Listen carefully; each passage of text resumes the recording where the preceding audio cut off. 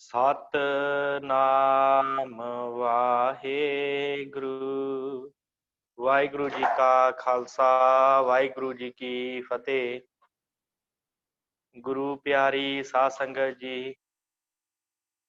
बहुत वडभागे हो आप जी जो हर रोज इस विशेष उपराले सदका शुरू कीतियां इन्हां गुरमत क्लासां दे विच आप जी जुड़दे हो।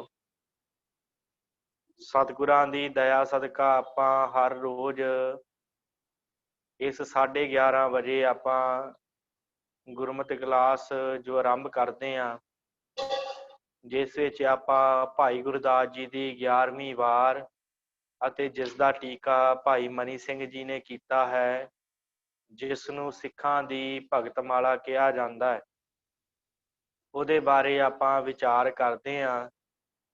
ਹੁਣ ਤੱਕ ਆਪਾਂ 12 ਪੌੜੀਆਂ ਸੰਪੂਰਨ ਕਰ ਲਈਆਂ ਹਨ। ਕੱਲ ਆਪਾਂ ਜਿਹੜੀ ਗੱਲਬਾਤ ਸੀ, ਜੋ ਵਿਚਾਰ ਸੀ, ਉਹ ਆਪਾਂ 13ਵੀਂ ਪੌੜੀ ਤੇ ਛੱਡੀ ਹੋਈ ਹੈ, ਕਿਉਂਕਿ ਹਰ ਪੌੜੀ ਦੇ ਵਿੱਚ ਸਿੱਖਾਂ ਦੇ ਨਾਮ ਹਨ ਤੇ ਉਹਨਾਂ ਸਿੱਖਾਂ ਦਾ ਵੇਰਵਾ ਜਿਹੜਾ ਹੈ ਭਾਈ ਮਨੀ ਸਿੰਘ ਜੀ ਨੇ ਦਿੱਤਾ ਹੈ, ਉਹ ਆਪਾਂ ਵਿਚਾਰ ਰਹੇ ਹਾਂ। ਸੋ ਆਪ ਸਭ ਸੰਗਤ ਦਾ ਬਹੁਤ ਧੰਨਵਾਦ ਜੋ ਆਪ ਜੀ ਹਰ ਰੋਜ਼ ਜੁੜਦੇ ਹੋ। ਨਵੀਂ ਸੰਗਤ ਵੀ ਜੁੜੀ ਹੈ, ਉਹਨਾਂ ਦਾ ਵੀ ਬਹੁਤ ਧੰਨਵਾਦ। ਹੁਣ ਸਿੱਖਾਂ ਦੇ ਨਾਵਾਂ ਦੀ ਆਰੰਭਤਾ ਹੋ ਗਈ ਹੈ, ਜਿਹਦੇ ਵਿੱਚ ਭਾਈ ਮਨੀ ਸਿੰਘ ਜੀ ਨੇ ਉਹਨਾਂ ਸਿੱਖਾਂ ਦੀ ਪੂਰੀ ਡਿਟੇਲ ਦਿੱਤੀ ਹੈ ਕਿ ਕਿਵੇਂ ਉਹ ਸਤਿਗੁਰਾਂ ਦੇ ਹਜ਼ੂਰ ਆਏ ਤੇ ਕਿਵੇਂ ਆਣ ਕੇ ਉਹਨਾਂ ਨੇ ਜਿਹੜਾ ਹੈ ਸਿੱਖਿਆ ਪ੍ਰਾਪਤ ਕੀਤੀ, ਕਿਵੇਂ ਸਤਿਗੁਰਾਂ ਨੇ ਉਹਨਾਂ ਨੂੰ ਜੀਵਨ ਦਾਨ ਬਖਸ਼ਿਸ਼ ਕੀਤਾ ਤੇ ਉਹ ਮੁਕਤੀ ਨੂੰ ਪ੍ਰਾਪਤ ਹੋਏ। ਸੋ ਆਪਾਂ 13ਵੀਂ ਪੌੜੀ ਜਿਹੜੀ ਹੈ ਉਹ ਕਰ ਰਹੇ ਹਾਂ। ਮੈਂ ਆਪ ਜੀ ਦੀ ਸਕਰੀਨ ਦੇ ਉੱਪਰ ਸਭ ਤੋਂ ਪਹਿਲਾਂ ਉਹ 13ਵੀਂ ਪੌੜੀ ਜਿਹੜੀ ਆ ਉਹ ਸ਼ੋਅ ਕਰ ਦੇਵਾਂ, ਉਪਰੰਤ ਆਪਾਂ ਉਹਦੇ ਬਾਰੇ ਜੋ ਵਿਚਾਰ ਹੈ ਉਹ ਕਰਾਂਗੇ। ਵਾਹਿਗੁਰੂ।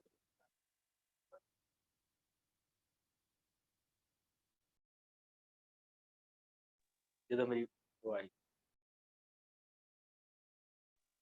ਵਾਹਿਗੁਰੂ।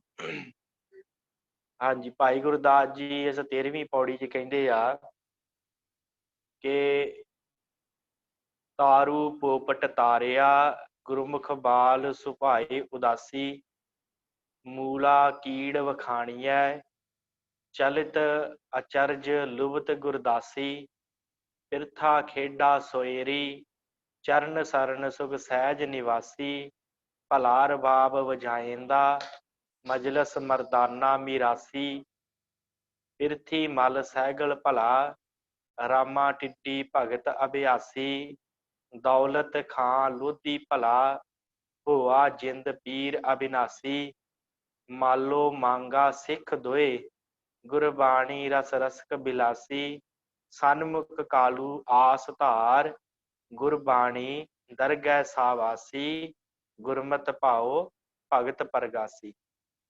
ਸੋ ਇਹ ਆਪਾਂ ਜੋ ਕੱਲ ਵੀ ਆਪਾਂ ਇਸ ਪੌੜੀ ਦਾ ਜੋ ਹੈ ਪਾਠ ਕੀਤਾ ਸੀ, ਹੁਣ ਵੀ ਮੈਂ ਕਿਹਾ ਆਪ ਜੀ ਨੂੰ ਜੋ ਹੈ ਚੰਗੀ ਤਰ੍ਹਾਂ ਪਤਾ ਲੱਗ ਜਾਵੇ ਕਿ ਆਪਾਂ ਕਿੱਥੇ ਕੁ ਜੋ ਹੈ ਵਿਚਾਰ ਚਰਚਾ ਕਰ ਰਹੇ ਹਾਂ, ਤਾਂ ਕਰਕੇ ਦੁਬਾਰਾ ਪੌੜੀ ਆਪ ਜੀ ਨਾਲ ਸ਼ੇਅਰ ਕੀਤੀ ਸੀ।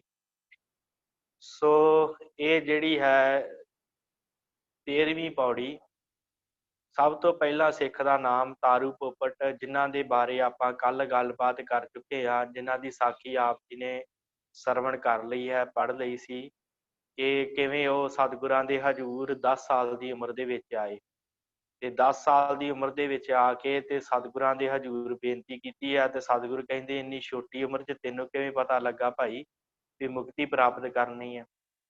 ਤੇ ਉਹਨੇ ਕਿਹਾ ਕਿ ਮੇਰੀ ਮਾਤਾ ਜਦੋਂ ਅੱਗ ਵੱਲ ਲੱਗੀ, ਛੋਟੀਆਂ ਲੱਕੜਾਂ ਪਹਿਲਾਂ ਸੜ ਗਈਆਂ ਤੇ ਵੱਡੀਆਂ ਬਾਅਦ 'ਚ, ਤੇ ਮੇਰੇ ਮਨ 'ਚ ਆਇਆ ਭਲਿਆ ਮੌਤ ਦਾ ਤੇ ਕੋਈ ਵਸਾ ਨਹੀਂ, ਕਿਹੜੇ ਵੇਲੇ ਆ ਜਾਵੇ।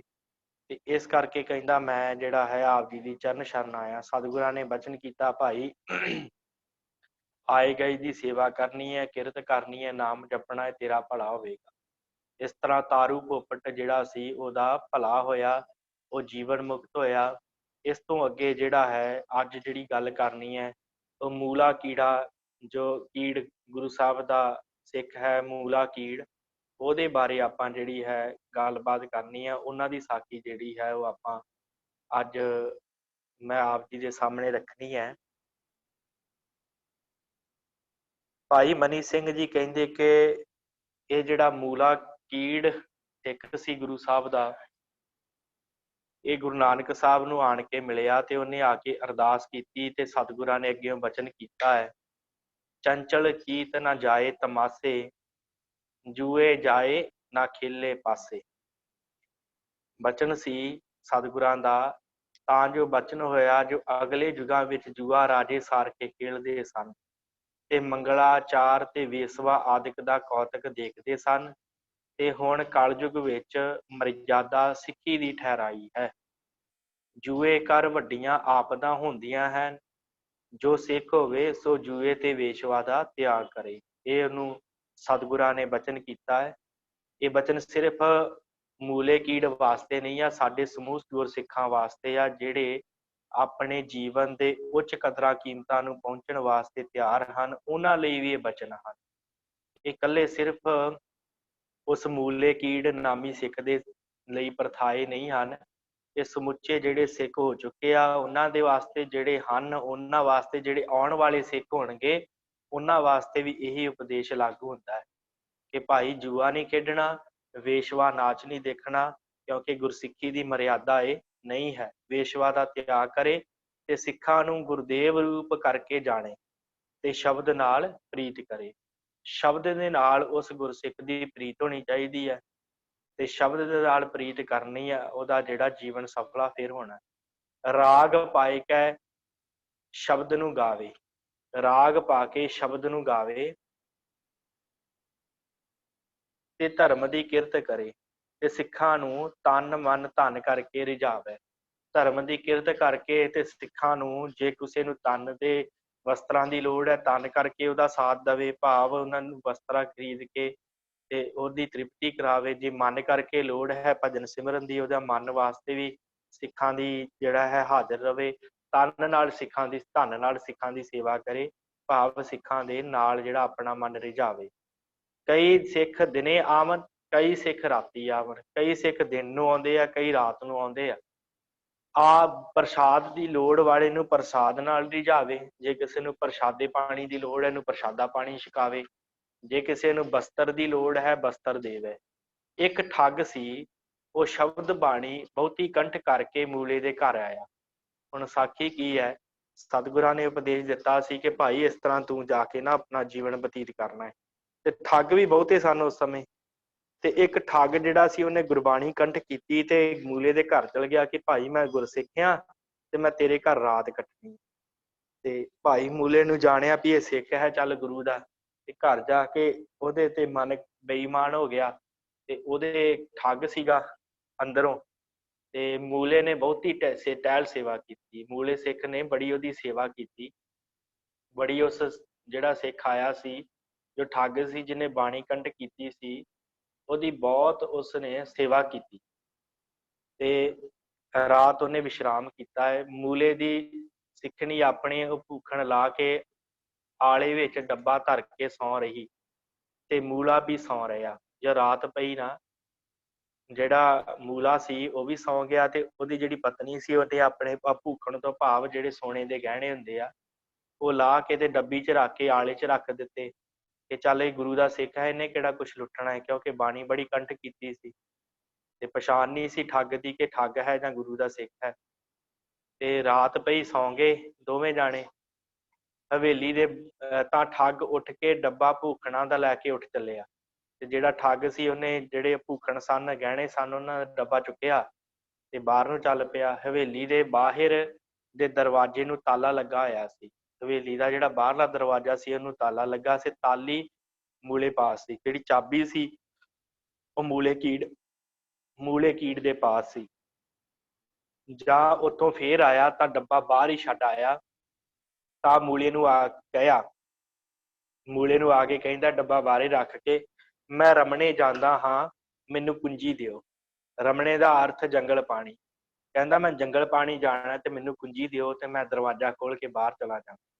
ਤਾਂ ਮੂਲੇ ਕਹਿਆ ਬਾਹਰ ਨਾ ਜਾਵੋ, ਇੱਥੇ ਹੀ ਰਮਣੇ ਫਿਰੋ, ਮੈਂ ਤੁਹਾਡਾ ਰਮਣਾ ਸੁੱਟ ਖੱਤਾਂਗਾ, ਨਾਲੇ ਤੂੰ ਸਾਨੂੰ ਇਸ਼ਨਾਨ ਕਰਵਾਵਾਂਗਾ। ਮੂਲੇ ਨੇ ਕਿਹਾ ਕਿ ਪਿਆਰਿਓ, ਗੁਰਮੁਖ ਪਿਆਰਿਓ, ਤੁਸੀਂ ਬਾਹਰ ਨਾ ਜਾਓ, ਤੁਸੀਂ ਇੰਜ ਕਰੋ ਇੱਥੇ ਹੀ ਜੰਗਲ ਪਾਣੀ ਕਰ ਲਓ, ਮੈਂ ਤੁਹਾਡਾ ਜੰਗਲ ਪਾਣੀ ਵੀ ਸਾਫ਼ ਕਰਾਂਗਾ, ਨਾਲੇ ਤੁਹਾਨੂੰ ਇਸ਼ਨਾਨ ਵੀ ਕਰਵਾ ਦੇਵਾਂਗਾ, ਤੁਸੀਂ ਫਿਕਰ ਨਾ ਕਰੋ। ਤਾਂ ਉਸ ਆਖਿਆ ਮੈਨੂੰ ਜ਼ਰੂਰੀ ਕੁੰਜੀ ਦਿਓ। ਉਹਨੇ ਬੜਾ ਜ਼ੋਰ ਲਾਇਆ ਕਿ ਮੈਨੂੰ ਚਾਬੀ ਦਿਓ, ਮੈਂ ਜਿਹੜਾ ਨਾ ਬਾਹਰ ਹੀ ਜਾਣਾ। ਹੁਣ ਹੈ ਸੀ ਠੱਗ, ਕੁੰਜੀ ਲੈ ਕੇ ਗਹਿਣੇ ਲੈ ਕੇ ਜਾਣੇ ਸੀ। ਤਾਂ ਮੂਲੇ ਨਾਲ ਹੋਏ ਕੇ ਤਾਲਾ ਖੋਲਿਆ। ਮੂਲਾ ਨਾਲ ਚਲਾ ਗਿਆ, ਕਹਿੰਦਾ ਚਲੋ ਮੈਂ ਤਾਲਾ ਖੋਲ ਦਿੰਦਾ। ਤਾਂ ਉਹ ਡੱਬਾ ਲੈ ਤੁਰਿਆ, ਜਿਹੜੇ ਡੱਬੇ ਦੇ ਵਿੱਚ ਉਹਦੀ ਪਤਨੀ ਦੇ ਗਹਿਣੇ ਸਨ ਉਹ ਲੈ ਤੁਰਿਆ। ਉਸ ਦੀ ਬਗਲ ਥੀ ਡੱਬਾ ਢਹਿ ਪਿਆ, ਜਿਹੜਾ ਡੱਬਾ ਉਹਨੇ ਆਪਣੇ ਕਛ 'ਚ ਲੁਕੋਇਆ ਸੀ ਨਾ, ਉਹ ਥੱਲੇ ਡਿੱਗ ਪਿਆ। ਤਾਂ ਮੂਲੇ ਉਸਨੂੰ ਡੱਬਾ ਫੇਰ ਉਠਾਈ ਦਿੱਤਾ। ਮੂਲੇ ਨੇ ਡੱਬਾ ਜਿਹੜਾ ਸੀ ਉਠਾ ਕੇ ਫੇਰ ਉਹਨੂੰ ਵਾਪਸ ਦੇ ਦਿੱਤਾ। ਚੱਲ ਆਂਗ ਹੋਇਆ ਤਾਂ ਮੂਲੇ ਦੀ ਸਿੱਖਣੀ ਉੱਠੀ। ਜਦੋਂ ਅੰਮ੍ਰਿਤ ਵੇਲਾ ਹੋਇਆ, ਦਿਨ ਚੜ੍ਹਿਆ ਤੇ ਮੂਲੇ ਦੀ ਜਿਹੜੀ ਪਤਨੀ ਸੀ ਉਹ ਉੱਠੀ ਤਾਂ ਵੇਖੇ ਭੂਖਣਾ ਦਾ ਡੱਬਾ ਨਹੀਂ ਹੈ। ਤੇ ਉਹਨੇ ਵੇਖਿਆ ਕਿ ਇੱਥੇ ਤੇ ਕੋਈ ਡੱਬਾ ਹੈ ਹੀ ਨਹੀਂ ਜਿਹਦੇ ਵਿੱਚ ਮੈਂ ਆਪਣੇ ਗਹਿਣੇ ਰੱਖੇ ਸਨ। ਤਾਂ ਮੂਲੇ ਨੂੰ ਪੁੱਛਣ ਲੱਗੀ ਤਾਂ ਮੂਲੇ ਆਖਿਆ ਰਾਤੀ ਚੋਰ ਸਾਡੇ ਘਰ ਆਇਆ ਸੀ। ਮੂਲੇ ਨੇ ਕਿਹਾ ਕਿ ਸਾਡੇ ਘਰ ਨਾ ਰਾਤੀ ਚੋਰ ਆਇਆ ਸੀ, ਉਹ ਭੂਖਣ ਲੈ ਗਿਆ, ਉਹ ਤੁਹਾਡੇ ਜਿਹੜੇ ਗਹਿਣੇ ਆ ਉਹ ਚੁੱਕ ਕੇ ਲੈ ਗਿਆ ਤੇ ਸਿੱਖ ਸ਼ਰਮਿੰਦਾ ਹੋਏ ਕੇ ਉੱਠ ਗਿਆ ਹੈ। ਤੇ ਉਹਨੇ ਕਿਹਾ ਵੀ ਜਿਹੜਾ ਚੋਰ ਆਇਆ ਸੀ ਉਹ ਗਹਿਣੇ ਲੈ ਕੇ ਚਲਾ ਗਿਆ, ਤੇ ਜਦੋਂ ਸਾਡੇ ਘਰ ਜਿਹੜਾ ਸਿੱਖ ਰਾਤੀ ਆਇਆ ਸੀ, ਜਦੋਂ ਉਹਨੂੰ ਪਤਾ ਲੱਗਾ ਤੇ ਉਹ ਸ਼ਰਮਿੰਦਾ ਹੋਇਆ ਵੀ ਇਹ ਨਾ ਹੋਵੇ ਮੇਰੇ ਤੇ ਇਲਜ਼ਾਮ ਲੱਗੇ, ਇਸ ਕਰਕੇ ਜਿਹੜਾ ਸਿੱਖ ਸੀ ਉਹ ਵੀ ਚਲਾ ਗਿਆ। ਉਹਨੇ ਇਹ ਨਹੀਂ ਦੱਸਿਆ ਕਿ ਜਿਹੜਾ ਸਿੱਖ ਸੀ, ਜਿਹੜਾ ਠੱਗ ਸੀ, ਉਹ ਜਿਹੜਾ ਠੱਗ ਬਣ ਕੇ ਸਿੱਖ ਬਣ ਕੇ ਆਇਆ ਸੀ ਉਹੀ ਭੂਖਣ ਲੈ ਗਿਆ, ਉਹੀ ਗਹਿਣੇ ਲੈ ਗਿਆ। ਉਹਨੇ ਕਿਹਾ ਕਿ ਨਹੀਂ, ਜਿਹੜਾ ਚੋਰ ਰਾਤੀ ਆਇਆ ਉਹਨੇ ਤੁਹਾਡੇ ਭੂਖਣ ਤੁਹਾਡੇ ਗਹਿਣੇ ਚੋਰੀ ਕੀਤੇ ਤੇ ਚਲਾ ਗਿਆ। ਤੇ ਸਿੱਖ ਨੂੰ ਜਦੋਂ ਪਤਾ ਲੱਗਾ ਤੇ ਸਿੱਖ ਨੂੰ ਲੱਗਾ ਕਿ ਕਿਤੇ ਮੇਰਾ ਨਾਂ ਨਾ ਲੱਗ ਜਾਵੇ, ਇਸ ਕਰਕੇ ਉਹ ਵਿਚਾਰਾ ਸ਼ਰਮਿੰਦਾ ਹੋ ਕੇ ਸਾਡੇ ਘਰ ਤੋਂ ਚਲਾ ਗਿਆ। ਜੋ ਮੱਤ ਮੈਨੂੰ ਬਦਨਾਮੀ ਹੁੰਦੀ ਹੋਵੇ, ਉਹਨੇ ਸੋਚਿਆ ਕਿ ਮੈਨੂੰ ਬਦਨਾਮੀ ਨਾ ਆਵੇ, ਇਸ ਕਰਕੇ ਉਹ ਸਿੱਖ ਵੀ ਚਲਾ ਗਿਆ ਤੇ ਜਿਹੜਾ ਚੋਰ ਸੀ ਉਹ ਗਹਿਣੇ ਲੈ ਕੇ ਵੀ ਚਲਾ ਗਿਆ। ਤਾਂ ਉਸ ਤ੍ਰਿਆ ਨੂੰ ਹੋਰ ਭੂਖਣ ਕਢਾਈ ਦਿੱਤੇ, ਉਹਨੇ ਆਪਣੀ ਪਤਨੀ ਨੂੰ ਹੋਰ ਗਹਿਣੇ ਬਣਾ ਦਿੱਤੇ। ਸਾਹਿਬ ਮੂਲੇ ਤੇ ਬਹੁਤ ਪ੍ਰਸੰਨ ਹੋਏ। ਸਤਿਗੁਰੂ ਗੁਰੂ ਨਾਨਕ ਸਾਹਿਬ ਮੂਲੇ ਤੇ ਬੜੇ ਪ੍ਰਸੰਨ ਹੋਏ। ਤੁਧ ਮੇਰਾ ਪਰਦਾ ਢੱਕਿਆ ਹੈ। ਹੁਣ ਪਰਦਾ ਕੀ ਢੱਕਿਆ ਹੈ ਸਤਿਗੁਰਾਂ ਨੇ? ਵਾਹਿਗੁਰੂ ਮੂਲੇ ਨੇ ਕੀ ਪਰਦਾ ਢੱਕਿਆ ਹੈ? ਕਿ ਹੁਣ ਉਹ ਬਾਣੀ ਪੜ੍ਹਨ ਵਾਲਾ ਸਿੱਖ, ਤੇ ਜੇ ਕਹਿ ਦਿੰਦਾ ਮੂਲਾ ਕਿ ਉਹੀ ਸਿੱਖ ਜਿਹੜਾ ਆਇਆ ਸਾਡੇ ਘਰ ਤੇ ਉਹੀ ਭੂਖਣ ਉਹੀ ਗਹਿਣੇ ਚੋਰੀ ਕਰਕੇ ਲੈ ਗਿਆ, ਤੇ ਇਹਦੇ ਨਾਲ ਸਿੱਖਾਂ ਸਾਰਿਆਂ ਦੀ ਬਦਨਾਮੀ ਹੋਣੀ ਸੀ, ਕਿਸੇ ਨੇ ਸਿੱਖ ਨੂੰ ਆਪਣੇ ਘਰ ਨਹੀਂ ਸੀ ਵਾੜਨਾ। ਇਸ ਕਰਕੇ ਉਹ ਗੁਰੂ ਸਾਹਿਬ ਨੇ ਕਿਹਾ ਵੀ ਮੂਲੇ ਤੂੰ ਸਾਡਾ ਪਰਦਾ ਢੱਕਿਆ, ਤੇਰਾ ਪਰਦਾ ਗੁਰੂ ਢੱਕੇਗਾ, ਤੇਰਾ ਪਰਦਾ ਗੁਰੂ ਢੱਕੇਗਾ। ਤੂੰ ਉਸ ਠੱਗ ਦਾ ਜਿਹੜਾ ਹੈ ਪਰਦਾ ਨਹੀਂ ਉਘੇੜਿਆ, ਤੂੰ ਸਾਰਿਆਂ ਸਿੱਖਾਂ ਦੀ ਲਾਜ ਰੱਖੀ ਹੈ, ਕਿਉਂਕਿ ਸਿੱਖਾਂ ਤੇ ਵੀ ਬਾਅਦ ਚ ਕਿਸੇ ਨੇ ਘਰ ਨਹੀਂ ਸੀ ਵੜਨ ਦੇਣਾ ਵੀ ਸਿੱਖ ਚੋਰ ਹੁੰਦੇ ਆ। ਇਸ ਕਰਕੇ ਤੂੰ ਸਿੱਖਾਂ ਦਾ ਪਰਦਾ ਢੱਕਿਆ ਹੈ, ਭਾਵ ਮੇਰਾ ਪਰਦਾ ਢੱਕਿਆ ਹੈ, ਤੇ ਗੁਰੂ ਤੇਰਾ ਪਰਦਾ ਢੱਕੇਗਾ। ਤੁਸਾਂ ਸ਼ਬਦ ਨੂੰ ਤੇ ਗੁਰੂ ਨੂੰ ਇੱਕੋ ਰੂਪ ਜਾਣਨਾ, ਗੁਰਬਾਣੀ ਨੂੰ, ਸ਼ਬਦ ਨੂੰ ਤੇ ਗੁਰੂ ਨੂੰ ਇੱਕੋ ਰੂਪ ਜਾਣਨਾ। ਸ਼ਬਦ ਸਤਿਗੁਰੂ ਦਾ ਹਿਰਦਾ ਜਾਣ ਕੇ ਸ਼ਰਵਣ ਮੰਨਣ ਕਰਨਾ, ਗੁਰੂ ਦੇ ਸ਼ਬਦ ਦਾ ਸ਼ਰਵਣ ਕਰਨਾ ਤੇ ਗੁਰੂ ਦੇ ਸ਼ਬਦ ਦਾ ਮੰਨਣ ਕਰਨਾ, ਸਾਡਾ ਉਧਾਰ ਹੋਵੇਗਾ। ਇਸ ਤਰ੍ਹਾਂ ਤੁਹਾਡਾ ਸਤਿਗੁਰੂ ਗੁਰੂ ਨਾਨਕ ਸਾਹਿਬ ਕਹਿੰਦੇ ਮੂਲੇ ਤੇਰਾ ਇਸ ਤਰ੍ਹਾਂ ਉਧਾਰ ਹੋਏਗਾ। ਸੋ ਇਸ ਤਰ੍ਹਾਂ ਜਿਹੜਾ ਹੈ ਗੁਰਸਿੱਖ ਆਪਣਾ ਉਧਾਰ ਕਰ ਸਕਦਾ। ਕਿਹੜੇ ਤਰੀਕੇ ਦੇ ਨਾਲ? ਕਿ ਉਹ ਕਿਸੇ ਦੇ ਅਵਗਣ ਨਾ ਚਿਤਾਰੇ, ਕਿਸੇ ਦੇ ਅਵਗੁਣਾਂ ਨੂੰ ਨਾ ਚਿਤਾਰੇ, ਫਿਰ ਉਹਦੇ ਨਾਲ ਜਿਹੜਾ ਹੈ ਗੁਰੂ ਨੂੰ ਸ਼ਬਦ ਰੂਪ ਜਿਹੜਾ ਜਾਣ ਕੇ ਮੰਨੇ, ਮੰਨਣ ਕਰੇ, ਸ਼ਰਵਣ ਕਰੇ, ਤੇ ਉਸ ਦਾ ਉਧਾਰ ਹੋਵੇਗਾ। ਸੋ ਮੈਂ ਪਹਿਲੋਂ ਵੀ ਕਿਹਾ ਕਿ ਸਾਖੀ ਸਿਰਫ ਮੂਲੇ ਕੀੜ ਲਈ ਉਪਦੇਸ਼ ਨਹੀਂ ਹੈ, ਇਹ ਸਗੋਂ ਵਾਹਿਗੁਰੂ ਕੋਈ ਸਵਾਲ ਆਇਆ ਹੈ ਵੇਖਿਆ? ਹਾਂਜੀ, ਤੇ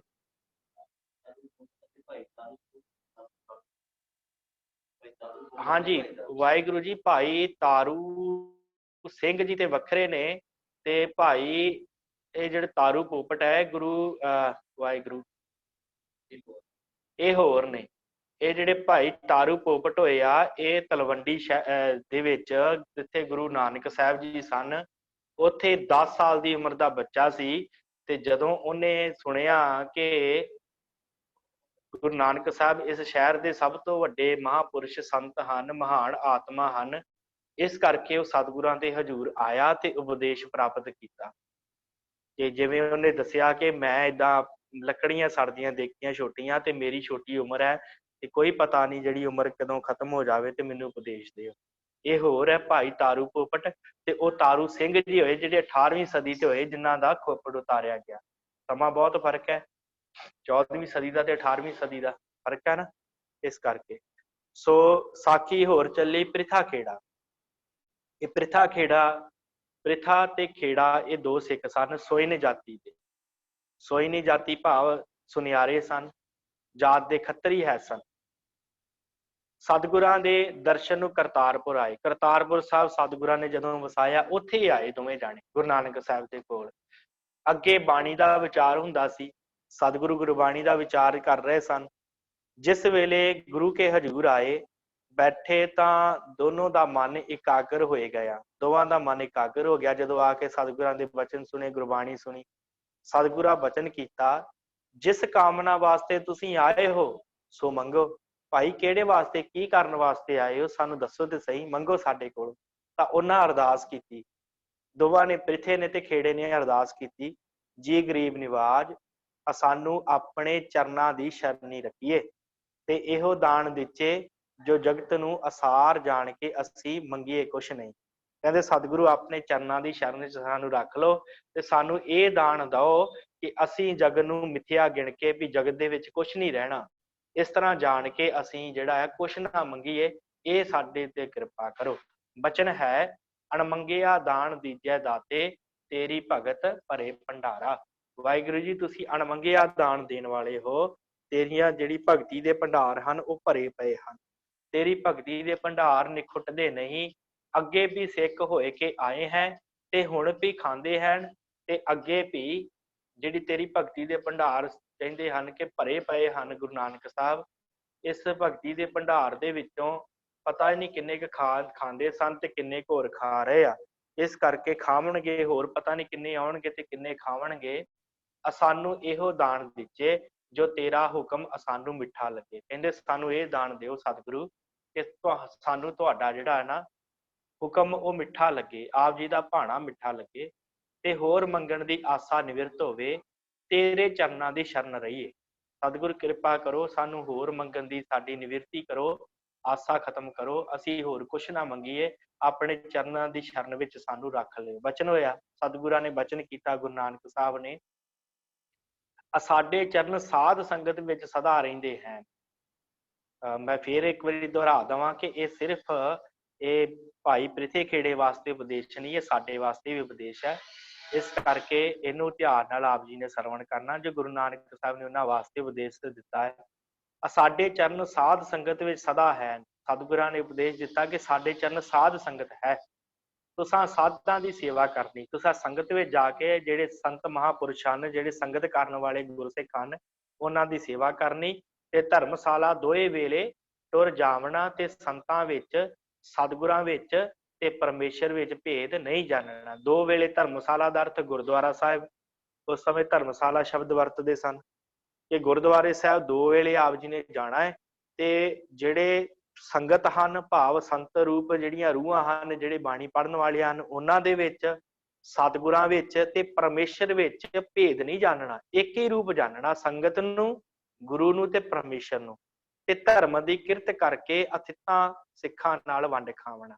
ਧਰਮ ਦੀ ਤੁਸੀਂ ਦੋਵਾਂ ਨੇ ਕਿਰਤ ਕਰਨੀ ਹੈ ਤੇ ਸਿੱਖਾਂ ਦੇ ਨਾਲ ਤੁਸੀਂ ਵੰਡ ਕੇ ਖਾਵਣਾ ਹੈ। ਤੁਸੀਂ ਸਦਾ ਮੇਰੇ ਚਰਨਾਂ ਦੀ ਸ਼ਰਨ ਹੋ, ਤੁਸੀਂ ਸਦਾ ਹੀ ਮੇਰੇ ਚਰਨਾਂ ਦੀ ਸ਼ਰਨ ਹੋ ਜੇ ਤੁਸੀਂ ਇਹ ਕੰਮ ਕਰਦੇ ਹੋ।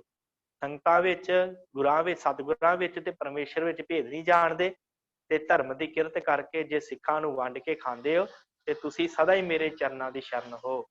ਸਰੀਰ ਮੇਰਾ ਸਰਗੁਣ ਹੈ ਤੇ ਸ਼ਬਦ ਮੇਰਾ ਹਿਰਦਾ ਹੈ। ਸਤਿਗੁਰ ਕਹਿੰਦੇ ਆ ਕਿ ਸਰੀਰ ਮੇਰਾ ਸਰਗੁਣ ਸਰੂਪ ਹੈ ਤੇ ਸ਼ਬਦ ਮੇਰਾ ਹਿਰਦਾ ਹੈ, ਨਿਰਗੁਣ ਰੂਪ ਹੈ ਤੇ ਨਿਰਗੁਣ ਮੇਰਾ ਅਸਲੀ ਰੂਪ ਹੈ, ਪ੍ਰਤੱਖ ਰੂਪ ਹੈ। ਜੇ ਸਰੀਰ ਨਾਲ ਮਿਲੋਗਾ ਤਾਂ ਮਿਲੋਗੇ ਤਾਂ ਫਿਰ ਵੀ ਵਿਛੜੋਗੇ, ਤੇ ਜੇ ਸ਼ਬਦ ਨਾਲ ਮਿਲੋਗੇ ਤਾਂ ਵਿਛੋੜਾ ਨਹੀਂ ਹੋਵੇਗਾ। ਤੋ ਸਤਿਗੁਰਾਂ ਨੇ ਦੇਖੋ ਪਹਿਲੇ ਜਾਮੇ ਚ ਉਪਦੇਸ਼ ਜਿਹੜਾ ਸ਼ਬਦ ਦਾ ਦਿੱਤਾ, ਆਪਣੇ ਸਰੀਰ ਨਾਲ ਨਹੀਂ ਜੁੜਿਆ। ਸਤਿਗੁਰਾਂ ਨੇ ਕਿਹਾ ਸ਼ਬਦ ਨਾਲ ਜੁੜੋ, ਜੇ ਸ਼ਬਦ ਨਾਲ ਜੁੜੋਗੇ ਕਦੀ ਨਹੀਂ ਵਿਛੜੋਗੇ। ਜੇ ਸਰੀਰ ਨਾਲ ਜੁੜੋਗੇ ਫਿਰ ਵਿਛੋੜਾ ਹੋਏਗਾ। ਇਸ ਕਰਕੇ ਸ਼ਬਦ ਨੂੰ ਆਪਣੇ ਜੀਵਨ 'ਚ ਧਾਰਨ ਕਰੋ। ਇਸ ਤਰ੍ਹਾਂ ਇਹਨਾਂ ਦੋਵਾਂ ਦਾ, ਭਾਈ ਪ੍ਰਿਥੇ ਦਾ ਤੇ ਖੇੜੇ ਦਾ ਜਿਹੜਾ ਉਧਾਰ ਹੋਇਆ। ਇਸ ਤੋਂ ਅੱਗੇ ਜੋ ਸਾਖੀ ਹੈ ਉਹ ਭਾਈ ਮਰਦਾਨਾ ਜੀ ਦੀ ਚੱਲੀ।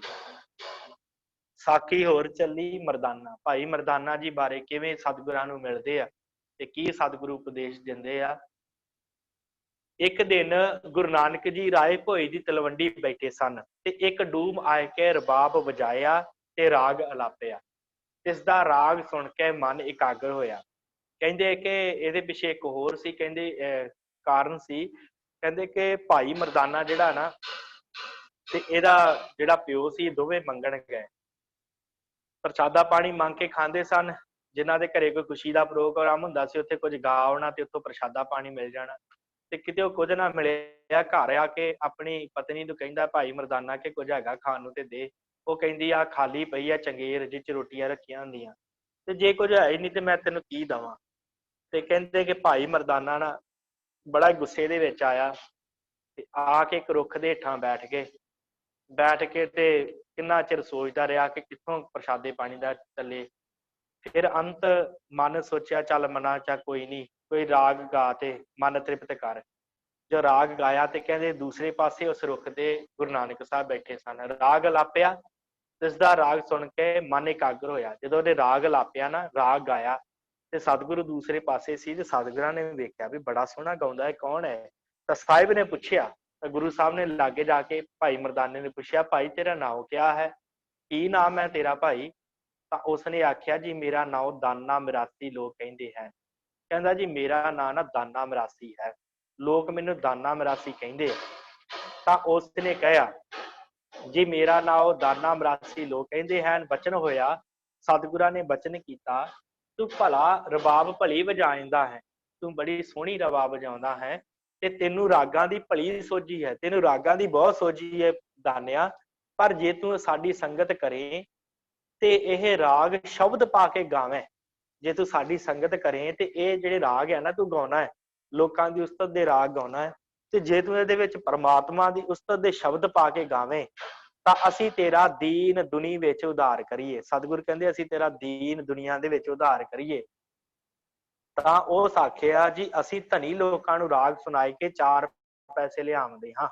ਕਹਿੰਦਾ ਜੀ ਅਸੀਂ ਤੇ ਬੜੇ ਧਨਾੜ ਲੋਕਾਂ ਦੇ ਕੋਲ ਜਾਂਦੇ ਆ ਤੇ ਉਹਨਾਂ ਦੇ ਕੋਲ ਰਾਗ ਗਾ ਕੇ ਤੇ ਧਨ ਪਦਾਰਥ ਲੈ ਕੇ ਆਉਂਦੇ ਆ, ਕਿਉਂਕਿ ਇਹਨੂੰ ਪਤਾ ਸੀ ਕਿ ਗੁਰੂ ਨਾਨਕ ਸਾਹਿਬ ਜਿਹੜਾ ਆ ਉਹ ਭਾਵੇਂ ਕਿ ਮਹਿਤਾ ਕਾਲੂ ਦੀ ਪਟਵਾਰੀ ਦੇ ਪੁੱਤਰ ਆ, ਪਰ ਹੈਗੇ ਤੇ ਇਹ ਵੀ ਸਾਧ ਹੀ ਰੂਪ ਹਨ।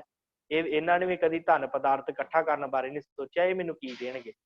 ਇਸ ਕਰਕੇ ਕੀ ਲਿਖਿਆ ਜੀ,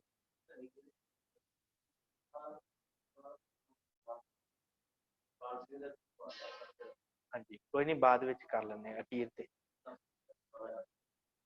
ਅਤੇ ਹਾਂ ਹਾਂਜੀ ਵਾਹਿਗੁਰੂ, ਆ ਸਵਾਲ ਜਸਪਾਲ ਸਿੰਘ ਹੁਣਾਂ ਨੇ ਪਾਇਆ ਇੱਕ, ਸਮਝ ਨਹੀਂ ਆਈ ਕੀ ਸਵਾਲ ਹੈ, ਫਿਰ ਇੱਕ ਵਾਰੀ ਆਪ ਜੀ ਜਾਂ ਤੇ ਅਖੀਰ ਤੇ ਪੁੱਛ ਲੈਣਾ ਬੇਨਤੀ ਹੈ।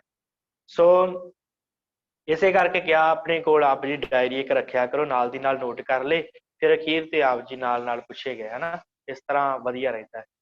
ਸੋ ਇਹਨੂੰ ਪਤਾ ਸੀ ਕਿ ਹੈ ਤੇ ਪਟਵਾਰੀ ਦਾ ਪੁੱਤਰ, ਪਰ ਇਹ ਤੇ ਸਾਧਾਂ ਨੂੰ ਲੰਗਰ ਖਵਾਉਂਦਾ, ਜੇ 20 ਰੁਪਏ ਮਿਲ ਤੇ ਇਹਨੇ ਇਹ ਆਪ ਤੇ ਕੁਝ ਕਰਦਾ ਨਹੀਂ ਤੇ ਮੈਨੂੰ ਭੁੱਖਾ ਮਾਰਨਾ। ਇਸ ਕਰਕੇ ਉਹ ਕਹਿੰਦਾ ਮਰਦਾਨਾ ਕਹਿੰਦਾ ਜੀ ਮੈਂ ਧਨੀ ਲੋਕਾਂ ਨੂੰ ਰਾਗ ਸੁਣਾ ਕੇ 4 ਪੈਸੇ ਲੈ ਆਉਣਾ ਤੇ ਆਪਣੇ ਪੁੱਤਰਾਂ ਧੀਆਂ ਵਿੱਚ ਦੁਨੀਆ ਦੀ ਗੁਜ਼ਾਰਨ ਕਰਦੇ ਹਾਂ, ਤੇ ਆਪਣੇ ਧੀਆਂ ਪੁੱਤਰਾਂ ਦੇ ਜਿਹੜਾ ਖਰਚਾ ਪਾਣੀ ਹੈ ਆਪਣੇ ਬੱਚਿਆਂ ਦਾ ਉਹ ਅਸੀਂ ਚਲਾਉਂਦੇ ਹਾਂ, ਤੇ 5 ਵੇਲੇ ਨਮਾਜ਼ਾਂ ਪੜ੍ਹਦੇ ਹਾਂ। ਕਹਿੰਦਾ 5 ਵੇਲੇ ਦੀ ਨਮਾਜ਼, ਕਿਉਂਕਿ ਮੁਸਲਮਾਨ ਸਨ, 5 ਵੇਲੇ ਦੀ ਅਸੀਂ ਨਮਾਜ਼ ਪੜ੍ਹਦੇ ਹਾਂ ਤੇ 30 ਰੋਜ਼ੇ ਰਮਜ਼ਾਨ ਨੂੰ ਰੱਖਦੇ ਆ। ਰਮਜ਼ਾਨ ਦੇ ਦਿਨਾਂ ਦੇ ਵਿੱਚ 30 ਦਿਨਾਂ ਦਾ ਰੋਜ਼ਾ ਰੱਖਦੇ ਆ ਮੁਸਲਮਾਨ ਵੀਰ, ਤੇ ਕਹਿੰਦਾ 30 ਦਿਨਾਂ ਦੇ ਅਸੀਂ ਉਹ ਰੋਜ਼ੇ ਰੱਖਦੇ ਆ। ਸਾਡਾ ਦੀਨ ਦਾ ਭਲਾ ਹੁੰਦਾ ਹੈ, ਕਹਿੰਦਾ ਇਸ ਤਰ੍ਹਾਂ ਸਾਡੇ ਦੀਨ ਦਾ ਭਲਾ ਹੁੰਦਾ ਹੈ। ਤੇ ਜਿਹੜਾ ਅਸੀਂ ਲੋਕਾਂ ਨੂੰ ਰਾਗ ਸੁਣਾ ਕੇ ਪੈਸੇ ਇਕੱਠੇ ਕਰਦੇ ਹਾਂ, ਉਹਦੇ ਨਾਲ ਸਾਡਾ ਜਿਹੜਾ ਦੁਨੀਆ ਦਾ ਭਲਾ ਹੁੰਦਾ, ਭਾਵ ਅਸੀਂ ਆਪਣਾ ਪਰਿਵਾਰ ਪਾਲੀ ਜਾਂਦੇ ਹਾਂ। ਤੂੰ ਤਾਂ ਉਦਾਸੀ ਕੀਤੀ ਚਾਹਨਾ ਹੈ, ਕਹਿੰਦੇ ਤੂੰ ਤੇ ਉਦਾਸੀ ਧਾਰਨ ਕੀਤੀ ਹੈ, ਤੂੰ ਤੇ ਉਦਾਸੀਆਂ ਤੇ ਜਾਣਾ ਚਾਹੁੰਦਾ ਹੈ। ਅਸੀਂ ਜੇ ਤੇਰੇ ਨਾਲ ਲੱਗਾਂਗੇ, ਅਸੀਂ ਜੇ ਤੇਰੇ ਨਾਲ ਚੱਲਾਂਗੇ ਤਾਂ ਦੁਨੀਆ ਦੇ ਜੋ ਕੁਟੰਬੀ ਹਨ, ਕੁਟੰਬੀ ਦਾ ਅਰਥ ਪਰਿਵਾਰ, ਜਿਹੜੇ ਦੁਨੀਆ ਦੇ ਸਾਡੇ ਪਰਿਵਾਰ ਹਨ, ਸੋ ਸਭ ਭੁੱਖ ਨਾਲ ਮਰ ਜਾਵਣਗੇ ਤੇ ਅੱਗੋਂ ਨਿਵਾਜ ਰੋਜਾ ਨਾ ਹੋਏਗਾ। ਕਹਿੰਦਾ ਨਾਲੇ ਤੇ ਉਹ ਭੁੱਖੇ ਮਰਨਗੇ ਤੇ ਨਾਲੇ ਅਸੀਂ ਨਾ ਨਵਾਜ਼ ਗੁਜ਼ਾਰ ਸਕਾਂਗੇ ਨਾ ਰੋਜਾ ਰੱਖ ਸਕਾਂਗੇ। ਸਾਡਾ ਦੁਨੀ ਵੀ ਗਈ ਤੇ ਸਾਡਾ ਦੀਨ ਵੀ ਗਿਆ। ਤੂੰ ਤੇ ਕਹਿੰਦਾ ਤੁਹਾਡੀ ਦੁਨੀ ਦੀਨ ਵੀ ਸਵਰੇਗਾ ਤੇ ਤੁਹਾਡੀ ਦੁਨੀ ਵੀ ਸਵਰੇਗੀ, ਉਧਾਰ ਕਰੂੰਗਾ, ਪਰ ਇਸ ਤਰ੍ਹਾਂ ਤੇ ਸਾਡਾ ਉਧਾਰ ਨਾ ਹੋਇਆ, ਇਸ ਤਰ੍ਹਾਂ ਤੇ ਸਾਡਾ ਹੋਰ ਬੁਰਾ ਹਾਲ ਹੋ ਜਾਏਗਾ। ਕਹਿੰਦਾ ਤੁਸੀਂ ਉਧਾਰ ਕਿਸ ਤਰ੍ਹਾਂ ਕਰੋਗੇ, ਤੁਸੀਂ ਕਿਵੇਂ ਉਧਾਰ ਕਰੋਗੇ, ਪ੍ਰਸ਼ਨ ਕੀਤਾ ਸਤਿਗੁਰਾਂ। ਤਾਂ ਸਾਹਿਬ ਬਚਨ ਕੀਤਾ, ਤਾਂ ਗੁਰੂ ਸਾਹਿਬ ਗੁਰੂ ਨਾਨਕ ਸਾਹਿਬ ਨੇ ਬਚਨ ਕੀਤਾ, ਧਾਨਿਆ ਤੂੰ ਦੀਵਾਨਾ ਹੋਇਆ ਹੈ। ਦੀਵਾਨੇ ਦਾ ਅਰਥ ਪਾਗਲ, ਤੂੰ ਪਾਗਲ ਹੈ। ਸਤਿਗੁਰੂ ਕਹਿੰਦੇ ਸਾਰੀ ਸ੍ਰਿਸ਼ਟੀ ਦੀ ਪਾਲਣਾ ਈਸ਼ਵਰ ਕਰਦਾ ਹੈ ਕਿ ਤੂੰ ਕਰਦਾ ਹੈ? ਮੈਨੂੰ ਇਹ ਦੱਸ ਵੀ ਸਾਰੀ ਸ੍ਰਿਸ਼ਟੀ ਦੀ ਪਾਲਣਾ ਕੌਣ ਕਰਦਾ, ਤੂੰ ਕਰਦਾ ਕਿ ਈਸ਼ਵਰ ਕਰਦਾ? ਇਹੋ ਦੀਵਾਨਿਆਂ ਦੀ ਬਿਰਤੀ ਹੈ। ਕਹਿੰਦੇ ਇਹ ਤੇ ਬਸ ਭੁੱਲੜ ਲੋਕਾਂ ਦੀ, ਪਾਗਲ ਲੋਕਾਂ ਦੀ ਬਿਰਤੀ ਹੈ, ਜੋ ਤੂੰ ਆਪਣੇ ਸਿਰ ਕੁਟੰਬੀਆਂ ਦਾ ਭਾਰ ਚੁੱਕ ਲਿੱਤਾ ਹੈ। ਤੇ ਤੂੰ ਪਾਗਲਾਂ ਵਾਂਗ ਆਪਣੇ ਪਰਿਵਾਰ ਦਾ ਭਾਰ ਆਪਣੇ ਸਿਰ ਤੇ ਚੁੱਕਿਆ ਹੈ। ਉਹਨਾਂ ਦੀ ਫਿਕਰ ਕਿਉਂ ਕਰਦਾ ਹੈ? ਅਸਲ ਵਿੱਚ ਪਾਲਣਾ ਤੇ ਉਹ ਅਕਾਲ ਪੁਰਖ ਪਰਮਾਤਮਾ ਕਰਦਾ ਹੈ। ਉਹੀ ਸਾਰਿਆਂ ਨੂੰ ਰਿਜ਼ਕ ਦਿੰਦਾ ਹੈ, ਸਾਰਿਆਂ ਦੀ ਪਾਲਣਾ ਕਰਦਾ ਹੈ। ਨਹੀਂ ਤਾਂ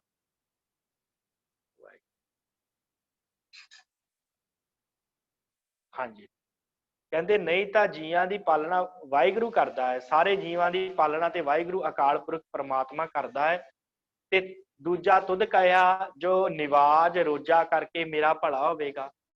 ਤਾਂ ਆਖ ਵੇਖਾਂ ਨਿਵਾਜ ਤੇ ਰੋਜੇ ਦਾ ਅਰਥ ਕਿਆ ਹੈ, ਤੇ ਕਿਤਨੇ ਵੇਲੇ ਨਿਵਾਜ ਤੇ ਰੋਜਾ ਜਗਤ ਵਿੱਚ ਆਉਂਦਾ ਹੈ। ਕਹਿੰਦਾ ਤੂੰ ਦੂਸਰੀ ਗੱਲ ਕਹੀ, ਪਹਿਲੀ ਗੱਲ ਦਾ ਉੱਤਰ ਸਤਿਗੁਰਾਂ ਨੇ ਦਿੱਤਾ ਕਿ ਤੂੰ ਪਰਿਵਾਰ ਦੀ ਚਿੰਤਾ ਕਰਦਾ, ਪਰਿਵਾਰ ਦਾ ਪਾਲਣਹਾਰ ਤੇ ਪਰਮਾਤਮਾ ਹੈ ਅਕਾਲ ਪੁਰਖ। ਤੇ ਦੂਸਰੀ ਗੱਲ ਤੂੰ ਮਜਹਬ ਦੀ ਕਹੀ, ਦੀਨ ਦੀ ਕਹੀ, ਧਰਮ ਦੀ ਕਹੀ ਹੈ। ਤੇ ਦੂਜਾ ਤੁਧ ਕਹਿਆ ਨਿਵਾਜ ਰੋਜਾ ਕਰਕੇ ਮੇਰਾ ਭਲਾ ਹੋਵੇਗਾ। ਤੇ ਤੂੰ ਇਹ ਦੱਸ ਕਿ ਨਿਵਾਜ ਤੇ ਰੋਜੇ ਦੇ ਅਰਥ ਕੀ ਹੈ? ਕਿਤਨੇ ਵੇਲੇ ਨਿਵਾਜ ਤੇ ਰੋਜਾ ਜਗਤ ਵਿੱਚ ਆਉਂਦਾ? ਕਹਿੰਦਾ ਕਿਹੜੇ ਵੇਲੇ, ਕਿੰਨੇ ਵਜੇ ਸਤਿਗੁਰ ਕਹਿੰਦੇ ਨਿਵਾਜ ਤੇ ਰੋਜਾ ਜਗਤ ਵਿੱਚ ਆਉਂਦਾ ਹੈ। ਤਾਂ ਅੱਗੇ ਉਸ ਡੂਮ ਆਖਿਆ ਜੀ, ਉਸ ਮਰਾਸੀ ਨੇ, ਉਸ ਡੂਮ ਨੇ, ਉਸ ਮਰਦਾਨੇ ਨੇ, ਭਾਈ ਮਰਦਾਨਾ ਜੀ ਨੇ ਆਖਿਆ ਅੱਗਿਓਂ ਕਿ ਨਿਵਾਜ ਰੋਜੇ ਦਾ ਅਰਥ ਤਾਂ ਮੈਂ ਨਹੀਂ ਜਾਣਦਾ, ਪਰ ਇੰਨਾ ਜਾਣਦਾ ਹਾਂ ਜੋ 5 ਵੇਲੇ ਨਿਵਾਜ ਨਿਤ ਆਉਂਦੀ ਹੈ। ਨਿਤ ਜਿਹੜੀ ਹੈ 5 ਵਾਰੀ ਨਿਵਾਜ ਆਉਂਦੀ ਹੈ। ਇੱਕ ਮਹੀਨਾ ਰਮਜ਼ਾਨ ਦੇ ਰੋਜੇ ਨਿਤ ਵਰਸ ਦੇ ਵਰਸ ਜਗਤ ਵਿੱਚ ਆਉਂਦੇ ਹਨ। ਹਰ ਸਾਲ ਇੱਕ ਮਹੀਨਾ ਰਮਜ਼ਾਨ ਦਾ ਹੁੰਦਾ ਹੈ ਤੇ 5 ਵੇਲੇ ਦੀ ਨਵਾਜ਼ ਜਿਹੜੀ ਹੈ ਜਗਤ ਵਿੱਚ ਆਉਂਦੀ ਹੈ।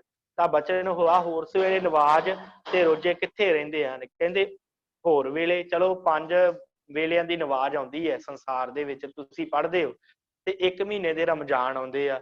ਠੀਕ ਆ, ਮੰਨ ਗਏ ਤੁਹਾਡੀ ਗੱਲ, ਪਰ ਇਹ ਦੱਸੋ ਵੀ ਬਾਕੀ ਦਾ ਟਾਈਮ ਉਹ ਰਮਜ਼ਾਨ ਤੇ ਜਿਹੜੀ ਨਵਾਜ਼ ਉਹ ਕਿੱਥੇ ਰਹਿੰਦੀ ਹੈ, ਕਿੱਥੇ ਰਹਿੰਦੇ ਹੈ? ਤਾਂ ਉਸ ਆਖਿਆ ਜੀ ਇਹੋ ਖੁਦਾਏ ਦੇ ਘਰ ਰਹਿੰਦੇ ਹਨ। ਕਹਿੰਦੇ ਜੀ ਇਹ ਤੇ ਖੁਦਾਏ ਦੇ, ਉਸ ਅਕਾਲ ਪੁਰਖ ਦੇ ਘਰ ਰਹਿੰਦੇ ਆ।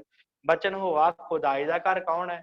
ਸਤਿਗੁਰਾਂ ਨੇ ਅੱਗੇ ਫਿਰ ਸਵਾਲ ਕੀਤਾ ਕਿ ਸਾਨੂੰ ਇਹ ਦੱਸ ਕਿ ਇਹ ਦੱਸ ਵੀ ਉਸ ਖੁਦਾ ਦਾ ਘਰ ਕਿਹੜਾ ਹੈ, ਕਿਹੜਾ ਘਰ ਹੈ ਉਸ ਪਰਮਾਤਮਾ ਦਾ? ਉਸ ਆਖਿਆ ਜੀ ਮੈਂ ਡਿੱਠਾ ਨਹੀਂ। ਮਰਦਾਨੇ ਨੇ ਕਿਹਾ ਮੈਂ ਨਹੀਂ ਦੇਖਿਆ, ਮੈਂ ਤਾਂ ਨਵਾਜ਼ ਪੜ੍ਹਦਾ ਤੇ ਰਮਜ਼ਾਨ ਦੇ ਰੋਜੇ ਰੱਖਦਾ, ਬਸ ਮੈਂ ਪਰਮਾਤਮਾ ਦਾ ਘਰ ਨਹੀਂ ਡਿੱਠਾ। ਤਾਂ ਸਾਹਿਬ ਬਚਨ ਕੀਤਾ, ਤਾਂ ਸਤਿਗੁਰਾਂ ਨੇ, ਗੁਰੂ ਨਾਨਕ ਸਾਹਿਬ ਨੇ ਬਚਨ ਕੀਤਾ, ਖੁਦਾਏ ਦਾ ਘਰ ਸੰਤਾਂ ਦਾ ਹਿਰਦਾ ਹੈ ਤੇ ਸੰਤ ਖੁਦਾਏ ਦੇ ਹਿਰਦੇ ਵਿੱਚ ਵਸਦੇ ਹਨ। ਸਤਿਗੁਰਾਂ ਨੇ ਕਿਹਾ, ਕਹਿੰਦੇ ਜਿਹੜੇ ਸੰਤਾਂ ਦਾ ਜਿਹੜਾ ਘਰ ਹੈ, ਹਿਰਦਾ ਹੈ ਨਾ, ਉਹ ਅਕਾਲ ਪੁਰਖ ਦਾ ਘਰ ਹੈ। ਸੰਗਤ ਦੇ ਵਿੱਚ ਅਕਾਲ ਪੁਰਖ ਰਹਿੰਦੇ ਆ, ਸੰਤਾਂ ਦੇ ਵਿੱਚ ਅਕਾਲ ਪੁਰਖ ਰਹਿੰਦੇ ਆ ਤੇ ਇੱਥੇ ਵਸਦੇ ਹਨ। ਜੋ ਸਵਾਸ ਸਵਾਸ ਵਾਹਿਗੁਰੂ ਦਾ ਨਾਮ ਜਪਦੇ ਹਨ, ਸਦਾ ਨਿਵਾਜ ਉਹਨਾਂ ਦੇ ਹਿਰਦੇ ਵਿੱਚ ਵਸਦੀ ਹੈ। ਜਿਹੜੇ ਸਦਾ ਹੀ ਪ੍ਰਮਾਤਮਾ ਨੂੰ ਯਾਦ ਕਰਦੇ ਆ ਨਾ, ਉਹਨਾਂ ਦੇ ਹਿਰਦੇ ਚ ਨਿਵਾਜ ਵਸਦੀ ਹੈ। ਉਹਨਾਂ ਦੇ ਹਿਰਦੇ ਚ ਨਿਵਾਜ ਜਿਹੜੀ ਹੈ ਸਦੀਵੀ ਟਿਕਦੀ ਹੈ, ਜਿਹੜੇ ਸਵਾਸ ਸਵਾਸ ਜਪਦੇ ਆ। ਇਹ ਨਹੀਂ ਕਿ 5 ਵਕਤ ਨਿਵਾਜ ਪੜ੍ਹ ਲਈ ਤੇ ਉਹ ਅਕਾਲ ਪੁਰਖ ਦੇ ਹੋ ਗਏ। ਜਿਹੜੇ ਸਦਾ ਹੀ ਜਪਦੇ ਆ, ਉਹਨਾਂ ਦੇ ਹਿਰਦੇ ਚ ਸਦਾ ਹੀ ਨਿਵਾਜ ਗੁਜ਼ਾਰਦੀ ਰਹਿੰਦੀ ਆ। ਤੇ ਸੰਤ ਜੋ ਸਦਾ ਸੰਜਮ ਨਾਲ ਆਹਾਰ ਕਰਦੇ ਹਨ, ਸਦਾ ਰੋਜੇ ਉਹਨਾਂ ਦੇ ਘਰ ਰਹਿੰਦੇ ਹਨ। ਤੇ ਸੰਤ ਜਿਹੜੇ ਹੁੰਦੇ ਆ, ਸੰਤ ਲੋਕ, ਭਗਤ ਜਨ, ਗੁਰਮੁਖ ਪਿਆਰੇ, ਉਹ ਸੰਜਮ ਦੇ ਨਾਲ ਆਹਾਰ ਕਰਦੇ ਆ। ਭਾਵ ਜਿੰਨੀ ਕੁ ਸਰੀਰ ਨੂੰ ਲੋੜ ਹੈ ਉਹਨਾਂ ਕੁ ਪ੍ਰਸ਼ਾਦਾ ਪਾਣੀ ਛਕਦੇ ਆ, ਤੇ ਇਹੋ ਉਹਨਾਂ ਦੇ ਲਈ ਰੋਜੇ ਆ। ਇਹੋ ਉਹਨਾਂ ਦੇ ਰੋਜਿਆਂ ਦਾ ਘਰ ਹੈ। ਰੋਜਿਆਂ ਦਾ ਘਰ ਉਹ ਹੈ ਜਿੱਥੇ ਸੰਜਮ ਦੇ ਨਾਲ ਰਿਹਾ ਜਾਵੇ। ਜੋ ਸੰਤਾਂ ਦਾ ਸੰਗ ਕਰਦੇ ਹਨ ਉਹਨਾਂ ਨੂੰ ਸੰਜਮ ਪ੍ਰਾਪਤ ਹੁੰਦਾ ਹੈ। ਜਿਹੜਾ ਸੰਤਾਂ ਦਾ, ਮਹਾਂਪੁਰਖਾਂ ਦਾ, ਸੰਗਤ ਦਾ, ਗੁਰਮੁਖ ਪਿਆਰਿਆਂ ਦਾ ਸੰਗ ਕਰਦੇ ਆ, ਉਹਨਾਂ ਨੂੰ ਸੰਜਮ ਪ੍ਰਾਪਤ ਹੁੰਦਾ। ਬਚਨ ਹੋਆ, ਸਤਿਗੁਰਾਂ ਬਚਨ ਕੀਤਾ, ਦਾਨਿਆ ਮਹਾਰਾਜ ਪੁੱਛਣਗੇ ਤੂੰ ਸਾਨੂੰ ਜੋ ਮਨੁੱਖਾ ਜਨਮ ਦਿੱਤਾ ਸੀ ਤੇ ਸਭ ਪਦਾਰਥ ਦਿੱਤੇ ਸਨ, ਤੇ 24,000 ਸਵਾਸ ਅਜਾਈ ਜਾਂਦਾ ਸੀ। ਤਾਂ ਸਤਿਗੁਰੂ ਕਹਿੰਦੇ ਕਿ ਦਾਨਿਆ, ਜਦੋਂ ਇੱਥੋਂ ਜਾਵਾਂਗੇ ਸੰਸਾਰ ਛੱਡ ਕੇ, ਜਦੋਂ ਉਸ ਅਕਾਲ ਪੁਰਖ ਦੇ ਦਰ ਤੇ ਜਾਵਾਂਗੇ, ਉਹਦੀ ਦਰਗਾਹ 'ਚ ਲੇਖਾ ਹੋਏਗਾ, ਤੇ ਉਦੋਂ ਜਦੋਂ ਅਕਾਲ ਪੁਰਖ ਪਰਮਾਤਮਾ ਪੁੱਛੇਗਾ ਤੁਹਾਨੂੰ ਕਿ ਜੋ ਮਨੁੱਖਾ ਜਨਮ ਦਿੱਤਾ ਸੀ, ਸਭ ਪਦਾਰਥ ਦਿੱਤੇ ਸਨ, ਤੇ 24,000 ਸਵਾਸ ਤੁਹਾਨੂੰ ਇੱਕ ਦਿਨ ਦੇ ਬਖਸ਼ਿਸ਼ ਕੀਤੇ ਸੀ, ਤੇ ਤੁਸੀਂ ਭਜਨ ਮਹਾਰਾਜ ਦਾ ਕਿਉਂ ਨਾ ਕੀਤਾ, ਤੇ ਪਦਾਰਥ ਗੋਬਿੰਦ ਦੇ ਨਿਮਿਤ ਕਿਉਂ ਨਾ ਕੀਤੇ, ਤੇ ਕਿਉਂ ਨਹੀਂ ਤੁਸੀਂ ਉਸ ਅਕਾਲ ਪੁਰਖ ਨੂੰ ਯਾਦ ਕੀਤਾ, ਕਿਉਂ ਨਹੀਂ ਉਹਨੂੰ ਯਾਦ ਕੀਤਾ, ਤਾਂ ਤੁਸੀਂ ਸਾਹਮਣੇ ਦੇਖ ਨਾ ਸਕੋਗੇ ਤੇ ਹੱਥ ਦੋਨੋਂ ਕਮਰ ਤੇ ਰੱਖ ਕੇ ਖੜੇ ਰਹੋਗੇ। ਕਹਿੰਦੇ ਫਿਰ ਜਦੋਂ ਉਹਦੀ ਦਰਗਾਹ ਦੇ ਵਿੱਚ ਗੱਲ ਚੱਲੀ ਨਾ ਕਿ ਭਾਈ ਤੁਸੀਂ ਨਾਮ ਕਿਉਂ ਨਹੀਂ ਜਪਿਆ, ਤੇ ਉਸ ਸਮੇਂ ਫਿਰ ਤੁਸੀਂ ਸਿਰਫ ਖਲੋਤੇ ਰਹਿ ਜਾਓਗੇ, ਤੁਹਾਡਾ ਕੋਈ ਵੀ ਜਿਹੜੀ ਗੱਲ ਨਹੀਂ ਮੰਨੀ ਜਾਵੇਗੀ, ਤਾਂ ਤੁਸੀਂ ਸਾਹਮਣੇ ਦੇਖ ਨਾ ਸਕੋਗੇ, ਤੇ ਹੱਥ ਦੋਨੋਂ ਕਮਰ ਤੇ ਰੱਖ ਕੇ ਭਾਵ ਨੈ ਨੀਵੀਂ ਪਾ ਕੇ ਉੱਥੇ ਖੜੇ ਰਹੋਗੇ, ਤਾਂ ਫਰਿਸ਼ਤਿਆਂ ਨੂੰ ਆਗਿਆ ਹੋਵੇਗੀ। ਫਰਿਸ਼ਤੇ ਕਿਉਂਕਿ ਮੁਸਲਮਾਨ ਧਰਮ ਦੇ ਵਿੱਚ ਫਰਿਸ਼ਤੇ ਮੰਨੇ ਗਏ, ਅਜਰਾਇਲ ਫਰਿਸ਼ਤਾ, ਕਿ ਜਿਹੜੇ ਮਨੁੱਖ ਦੇ ਕਰਮਾਂ ਦਾ ਉਹਨੂੰ ਦੰਡ ਦਿੰਦੇ ਆ, ਤੇ ਹੁਣ ਇਹ ਮੁਸਲਮਾਨ ਸਨ, ਇਸ ਕਰਕੇ ਸਤਿਗੁਰੂ ਇਹਨੂੰ ਉਸੇ ਤਰੀਕੇ ਨਾਲ ਸਮਝਾ ਰਹੇ ਆ।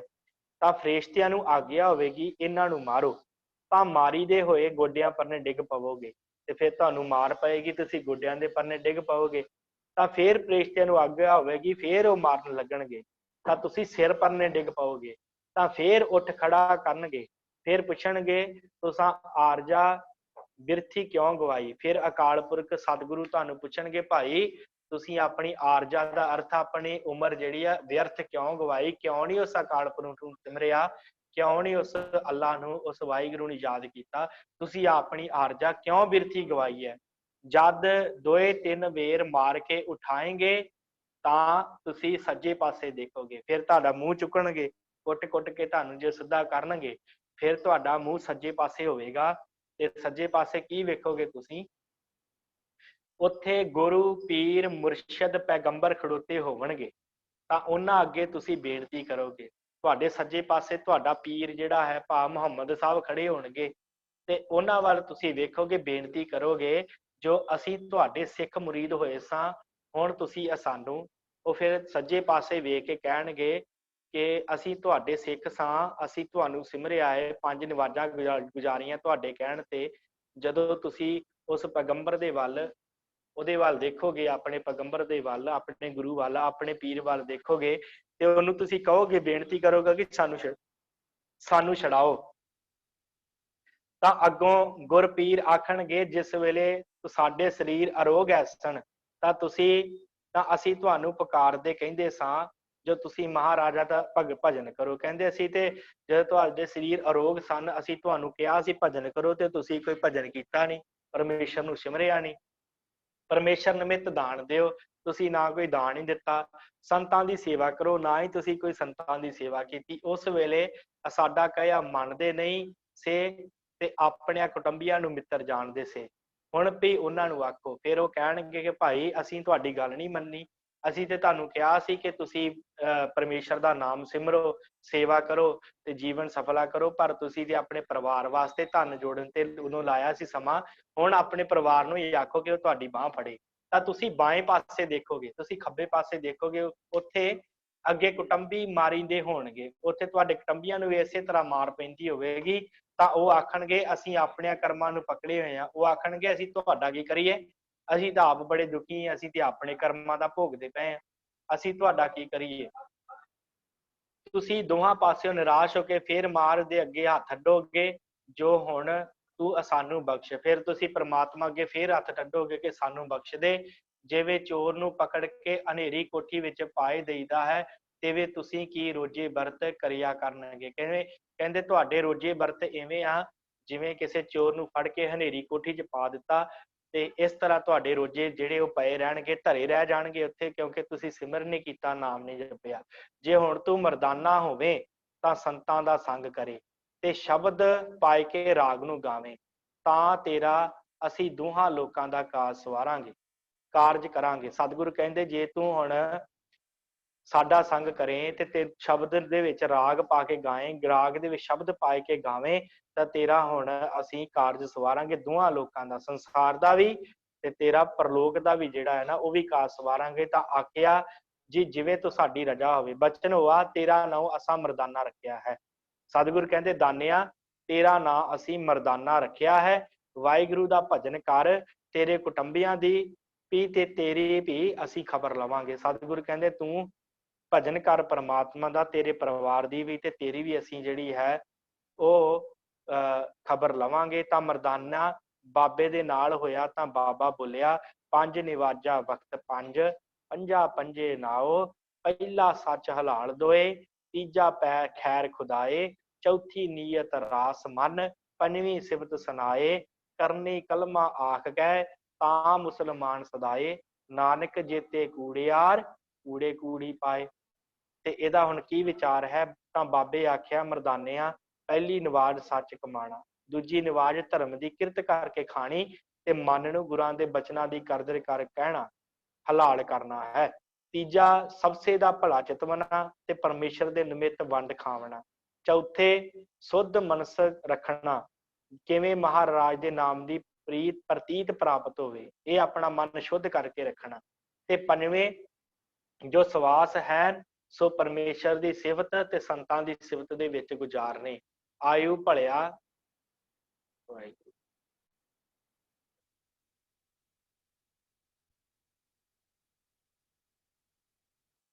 ਹਾਂਜੀ, ਕਰਮਾਂ ਵਿੱਚ ਗੁਜ਼ਾਰਨੀ ਤੇ ਸੰਤਾਂ ਦੀ ਟਹਿਲ ਕਰਨੀ, ਇਹੋ ਕਲਮਾ ਹੈਨ, ਜੇ ਇਉਂ ਵਰਤੇਗਾ ਤਾਂ ਦੋਜਕ ਨਾ ਜਾਵੇਗਾ। ਸੋ ਸਤਿਗੁਰਾਂ ਨੇ ਇਹ ਉਪਦੇਸ਼ ਹੋ ਗਿਆ, ਸਤਿਗੁਰਾਂ ਦਾ ਇਹ ਜੋ ਉਪਦੇਸ਼ ਹੈ, ਸਤਿਗੁਰਾਂ ਨੇ ਕਿਹਾ ਕਿ ਭਾਈ ਜੇ ਤੂੰ ਪੰਜ ਨਿਵਾਜ਼ਾਂ ਗੁਜ਼ਾਰਨੀਆਂ ਤੇ ਇਸ ਤਰ੍ਹਾਂ ਆਪਣੀ ਨਿਵਾਜ਼ ਗੁਜ਼ਾਰ, ਤੇ ਤੇਰਾ ਵੀ ਭਲਾ ਹੋਵੇਗਾ, ਤੇਰੇ ਪਰਿਵਾਰ ਦਾ ਵੀ ਭਲਾ ਹੋਵੇਗਾ। ਤੂੰ ਇਹ ਚਿੰਤਾ ਛੱਡ ਦੇ ਕਿ ਤੇਰਾ ਭਲਾ ਨਹੀਂ ਹੋਣਾ। ਸੋ ਸਮਾਂ ਹੋ ਗਿਆ ਹੈ, ਤੇ ਹੁਣ ਇਸੇ ਹੀ ਜੋ ਭਾਈ ਮਰਦਾਨਾ ਜੀ ਦੀ ਸਾਖੀ ਹੈ, ਤੇ ਭਾਈ ਮਰਦਾਨਾ ਜੀ ਦੇ ਬਾਰੇ ਹੀ ਆਪ ਜੀ ਨਾਲ ਕੁਝ ਕੁ ਵਿਚਾਰਾਂ ਗਿਆਨੀ ਪਰਮਜੀਤ ਸਿੰਘ ਕਰਨਗੇ। ਉਪਰੰਤ ਆਪਾਂ, ਕਿਉਂਕਿ ਫਿਰ ਅਗਲੀ ਸਾਖੀ ਕਾਫੀ ਵੱਡੀ ਹੈ ਜੋ ਆਪ ਜੀ ਦੀ ਸਕਰੀਨ ਤੇ ਦੇਖੀ ਰਹੀ ਹੈ, ਤੇ ਸਮਾਂ ਕਾਫੀ ਹੋ ਜਾਣਾ ਹੈ, ਇਸ ਕਰਕੇ ਬਾਕੀ ਦੀ ਵਿਚਾਰ ਜਿਹੜੀ ਉਹ ਆਪਾਂ ਕੱਲ ਕਰਾਂਗੇ। ਜਿੰਨੇ ਸਿੱਖ ਇਸ 13ਵੀਂ ਪੌੜੀ 'ਚ ਰਹਿ ਗਏ ਆ ਉਹ ਆਪਾਂ ਕੱਲ ਨੂੰ ਸੰਪੂਰਨ ਕਰਕੇ ਤੇ ਫਿਰ ਆਪਾਂ 14ਵੀਂ ਪੌੜੀ ਵੱਲ ਵਧਾਂਗੇ। ਸੋ ਇਸੇ ਤਰ੍ਹਾਂ ਆਪ ਜੀ ਨੇ ਜੁੜਦੇ ਰਹਿਣਾ। ਸੋ ਇੱਥੇ ਦਾਸ ਦੀ ਫਤਿਹ ਪ੍ਰਵਾਨ ਕਰਨੀ। ਵਾਹਿਗੁਰੂ ਜੀ ਕਾ ਖਾਲਸਾ, ਵਾਹਿਗੁਰੂ ਜੀ ਕੀ ਫਤਿਹ। ਗਿਆਨੀ ਪਰਮਜੀਤ ਸਿੰਘ। ਵਾਹਿਗੁਰੂ ਜੀ ਕਾ ਖਾਲਸਾ, ਵਾਹਿਗੁਰੂ ਜੀ ਕੀ ਫਤਿਹ। ਭਾਈ ਗੁਰਦਾਸ ਜੀ ਦੀ ਜੋ ਇਹ ਪੌੜੀ ਹੈ ਆਪ ਜੀ ਸਰਵਣ ਕਰ ਰਹੇ ਸੀ, ਤੇ ਇਹਦੇ ਵਿੱਚ ਭਾਈ ਮਰਦਾਨਾ ਜੀ ਦੇ ਪਰਥਾਏ ਜਿਹੜੇ ਬਚਨ ਭਾਈ ਗੁਰਦਾਸ ਜੀ ਨੇ ਕਹੇ ਨੇ, ਉਹ ਆਪ ਜੀ ਦੇ ਸਾਹਮਣੇ ਉਹ ਰੱਖ ਰਹੇ ਸਨ। ਉਹ ਆਪ ਜੀ ਦੇ ਸਾਹਮਣੇ ਰੱਖ ਰਹੇ ਸਨ ਭਾਈ ਲਖਬੀਰ ਸਿੰਘ ਜੀ। ਇਹ ਪੰਕਤੀ ਹੁਣੇ ਆਪ ਜੀ ਦੀ ਸਕਰੀਨ ਦੇ ਸ਼ੋ ਹੋਏਗੀ,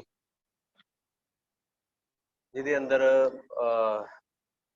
ਭਾਈ ਗੁਰਦਾਸ ਜੀ ਨੇ ਭਾਈ ਮਰਦਾਨਾ ਜੀ ਦੇ ਪਰਥਾਏ ਜਿਹੜੇ ਬਚਨ ਕਹੇ ਨੇ ਨਾ, ਕਿ ਭਲੀ ਰਬਾਬ, ਭਲਾ ਰਬਾਬ ਵਜਾਇੰਦਾ ਮਜਲਸ ਮਰਦਾਨਾ ਮੀਰਾਸੀ। ਥੋੜਾ ਜਿਹਾ ਇਸ ਪੰਕਤੀ ਨੂੰ ਪਹਿਲਾਂ ਸਮਝੀਏ। ਭਾਈ ਸਾਹਿਬ ਨੇ ਆਖਿਆ ਕਿ ਮਰਦਾਨਾ ਜਿਹੜਾ ਜਾਤ ਦਾ ਮਿਰਾਸੀ, ਕਿਉਂਕਿ ਜੇ ਸ਼ਬਦ ਉਹਨਾਂ ਲਿਖੇ ਨੇ ਦੱਸਣੇ ਪੈਣਗੇ, ਗੁਰੂ ਨਾਨਕ ਸਾਹਿਬ ਦਾ ਸੰਗੀ ਸੀ ਇਹ। ਉਹ ਜਿਹੜਾ ਮਰਦਾਨਾ ਜਿਹੜਾ ਜਾਤ ਦਾ ਮਿਰਾਸੀ ਸੀ, ਕਹਿੰਦੇ ਔਰ ਮਜਲਸ ਦਾ ਅਰਥ ਹੈ ਦੀਵਾਨਾਂ ਦੇ ਵਿੱਚ। ਮਜਲਸ ਇਕੱਲੇ, ਕਿਉਂਕਿ ਉਹ ਕਿਹੜਾ ਹਰ ਵੇਲੇ ਦੀਵਾਨਾਂ ਦੇ ਵਿੱਚ ਵਜਾਉਂਦਾ ਸੀ, ਕਿਸੇ ਦੇ ਘਰ ਜਾ ਕੇ ਵੀ ਰਬਾਬ ਵਜਾਉਣਾ, ਤੇ ਉਹ ਰਬਾਬ ਬੜੀ ਭਲੀ ਵਜਾਉਂਦਾ ਸੀ, ਬੜੇ ਕਮਾਲ ਦੀ ਰਬਾਬ ਜਿਹੜੀ ਸੀ। ਮਰਦਾਨਾ ਰਬਾਬੀ ਤਾਂ ਹੀ ਸ਼ਬਦ ਵਰਤਿਆ ਗਿਆ, ਰਬਾਬ ਨੂੰ ਵਜਾਉਣ ਵਾਲਾ ਰਬਾਬੀ। ਹੁਣ ਜਦੋਂ ਭਾਈ ਮਰਦਾਨਾ ਜੀ ਦਾ ਜੀਵਨ ਪੜ੍ਹਦੇ ਆ ਨਾ, ਤੇ ਕਿਉਂਕਿ ਗੁਰੂ ਨਾਨਕ ਸਾਹਿਬ ਦਾ ਸੰਗੀ ਸੀ, ਇਹਨੇ ਆਪਣਾ ਸਾਰਾ ਜੀਵਨ ਹੀ ਗੁਰੂ ਨਾਨਕ ਸਾਹਿਬ ਦੇ ਸਾਹਮਣੇ ਗੁਜ਼ਾਰ ਦਿੱਤਾ। ਟੋਟਲ ਸਾਰਾ ਜੀਵਨ ਹੀ ਇਹਨੇ ਸਾਰਾ ਜੀਵਨ ਜਿਹੜਾ ਹੈ ਨਾ, ਉਹ ਗੁਰੂ ਨਾਨਕ ਸਾਹਿਬ ਦੇ ਨਾਲ ਇਹਨੇ ਗੁਜ਼ਾਰਿਆ ਹੈ। ਤੇ ਮਰਦਾਨੇ ਦਾ ਜਿਹੜਾ ਮਿਲਾਪ ਸੀ ਨਾ, ਉਹ ਬੜਾ ਅਚਰਜ ਤਰੀਕੇ ਨਾਲ ਗੁਰੂ ਨਾਨਕ ਸਾਹਿਬ ਨਾਲ ਹੋਇਆ। ਬਚਪਨ ਵਿੱਚ ਨੇ ਗੁਰੂ ਨਾਨਕ ਸਾਹਿਬ ਤੇ ਇੱਕ ਦਿਨ ਵਿਹੜੇ ਵਿੱਚ ਖੇਡਦੇ ਪਏ ਨੇ, ਉਧਰੋਂ ਬਾਹਰੋਂ ਕਿਸੇ ਸਾਜ਼ ਦੇ ਵੱਜਣ ਦੀ ਜਿਹੜੀ ਆਵਾਜ਼ ਨਾ, ਉਹ ਆਈ ਕਿਸੇ ਤਾਰ ਵਾਲੇ ਸਾਜ਼ ਦੀ। ਗੁਰੂ ਨਾਨਕ ਸਾਹਿਬ ਸੱਚੇ ਪਾਤਸ਼ਾਹ ਆਪਣੇ ਨਿੱਕੇ ਨਿੱਕੇ ਕਦਮਾਂ ਦੇ ਨਾਲ ਚੱਲੇ ਤੇ ਦਰਵਾਜ਼ੇ ਕੋਲ ਦਲੀਜਾਂ ਕੋਲ ਪਹੁੰਚ ਗਏ, ਕਿਉਂਕਿ ਬਾਹਰੋਂ ਗਲੀ ਵਿੱਚੋਂ ਆਵਾਜ਼ ਆ ਰਹੀ ਹੈ। ਕਹਿੰਦੇ ਵੇਖਿਆ ਖੱਬੇ ਪਾਸੇ ਇੱਕ ਲੜਕਾ ਇੱਕ ਤਾਰ ਵਾਲਾ ਸਾਜ਼ ਵਜਾਉਂਦਾ ਹੋਇਆ ਨਾ, ਤਾਰ ਵਾਲਾ ਤੰਤੀ ਸਾਜ਼, ਰਬਾਬ, ਉਹਨੂੰ ਵਜਾਉਂਦਾ ਆ ਰਿਹਾ ਹੈ। ਗੁਰੂ ਨਾਨਕ ਸਾਹਿਬ ਬੜੇ ਧਿਆਨ ਨਾਲ ਉਹਨੂੰ ਦੇਖਦੇ ਪਏ ਨੇ। ਉਹ ਵਜਾਉਂਦਾ ਆਪਣੀ ਮਸਤੀ ਵਿੱਚ ਇਸ ਬੂਹੇ ਦੇ ਦਰਵਾਜ਼ੇ ਦੇ ਅੱਗੋਂ ਲੰਘਦਾ ਤੇ ਗਲੀ ਵਿੱਚ ਅੱਗੇ ਨਿਕਲ ਜਾਂਦਾ। ਗੁਰੂ ਨਾਨਕ ਸਾਹਿਬ ਪਾਤਸ਼ਾਹ ਪਿੱਛੇ ਪਿੱਛੇ ਚੱਲ ਪਏ, ਉਹਦੇ ਨਿੱਕੇ ਨਿੱਕੇ ਕਦਮਾਂ ਨਾਲ ਦਲੀਜਾਂ ਕ੍ਰੋਸ ਕੀਤੀਆਂ ਚੱਲ ਪਏ। ਉਹ ਅੱਗੇ ਰਬਾਬ ਵਜਾਉਂਦਾ ਜਾਂਦਾ ਹੈ, ਪਿੱਛੇ ਗੁਰੂ ਨਾਨਕ ਸਾਹਿਬ। ਉਹਨੂੰ ਨਹੀਂ ਪਤਾ ਕਿ ਨਾਨਕ ਪਿੱਛੇ ਆ ਰਿਹਾ। ਉਹ ਘਰ ਪਹੁੰਚ ਗਿਆ, ਉੱਥੇ ਹੀ ਗੁਰੂ ਨਾਨਕ ਸਾਹਿਬ ਪਹੁੰਚ ਗਏ ਉਸੇ ਜਗ੍ਹਾ ਤੇ। ਜਦੋਂ ਉਹ ਘਰ ਪਹੁੰਚਿਆ ਤੇ ਉਹਦੀ ਮਾਂ ਨੇ ਦੇਖਿਆ ਤੇ ਇਹ ਕੀ ਹੋ ਗਿਆ, ਪਿੱਛੇ ਦੇਖਿਆ, ਆਖਿਆ ਮਰ ਜਾਣਿਆ, ਤੈਨੂੰ ਪਤਾ ਨਹੀਂ ਤੂੰ ਪਟਵਾਰੀ ਦਾ ਮੁੰਡਾ ਆਪਣੇ ਨਾਲ ਲੈ ਆ। ਪਿੱਛੇ ਮੁੜ ਕੇ ਵੇਖਿਆ ਉਹਨੇ, ਕਹਿੰਦਾ ਨੰਮੀ ਜਾਨ, ਮੈਂ ਨਹੀਂ ਵੇਖਿਆ ਵੀ ਇਹ ਕਦੋਂ ਮੇਰੇ ਨਾਲ ਜਾਂ ਕਿੱਥੋਂ ਮੇਰੇ ਨਾਲ ਇਹ ਰਲਿਆ ਹੈ। ਤੇ ਕਹਿੰਦੀ ਚੱਲ ਕੋਈ ਗੱਲ ਨਹੀਂ, ਇਹਦੀ ਮਾਂ ਲੱਭਦੀ ਹੋਏਗੀ, ਇਹਨੂੰ ਆਪਣੇ ਘਰ ਛੱਡ ਕੇ ਆ। ਕਹਿੰਦੇ ਉਹ ਮਰਦਾਨਾ ਸੀ, ਉਹਨੇ ਆਪਣੀ ਉਂਗਲ ਅੱਗੇ ਕੀਤੀ, ਗੁਰੂ ਨਾਨਕ ਸਾਹਿਬ ਨੇ ਉਂਗਲ ਫੜ ਲਈ, ਉਹ ਲੈ ਆਇਆ, ਘਰ ਛੱਡ ਕੇ ਚਲਾ ਗਿਆ, ਵਾਪਸ ਚਲਾ ਗਿਆ। ਮਰਦਾਨੇ ਨੇ ਆਪਣਾ ਸਾਰਾ ਜੀਵਨ ਗੁਰੂ ਨਾਨਕ ਸਾਹਿਬ ਨਾਲ ਗੁਜ਼ਾਰਿਆ ਹੈ, ਸਾਰਾ ਜੀਵਨ ਹੀ। ਉਸ ਜੀਵਨ ਦੇ ਅੰਦਰ ਮਰਦਾਨਾ ਸੀ ਜਿਹੜਾ ਬੜਿਆਂ ਦੇ ਉਧਾਰ ਦਾ ਕਾਰਨ ਬਣਿਆ। ਮਰਦਾਨਾ ਹੀ ਸੀ। ਕੌਡਾ ਭੀਲ, ਜਿਹੜਾ ਕੌਡਾ ਰਾਖਸ਼ ਸੀ, ਉਹਦੇ ਉਧਾਰ ਦਾ ਕਾਰਨ ਵੀ ਮਰਦਾਨਾ ਬਣਿਆ।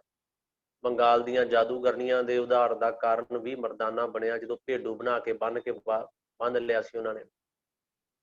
ਮਰਦਾਨਾ ਬੜਿਆਂ ਦੇ ਉਧਾਰ ਦਾ ਕਾਰਨ ਬਣਿਆ, ਜਿਨ੍ਹਾਂ ਤੋਂ ਗੁਰੂ ਨਾਨਕ ਸਾਹਿਬ ਤੋਂ ਜਿਨ੍ਹਾਂ ਦਾ ਉਹਨੇ ਉਧਾਰ ਕਰਵਾਇਆ।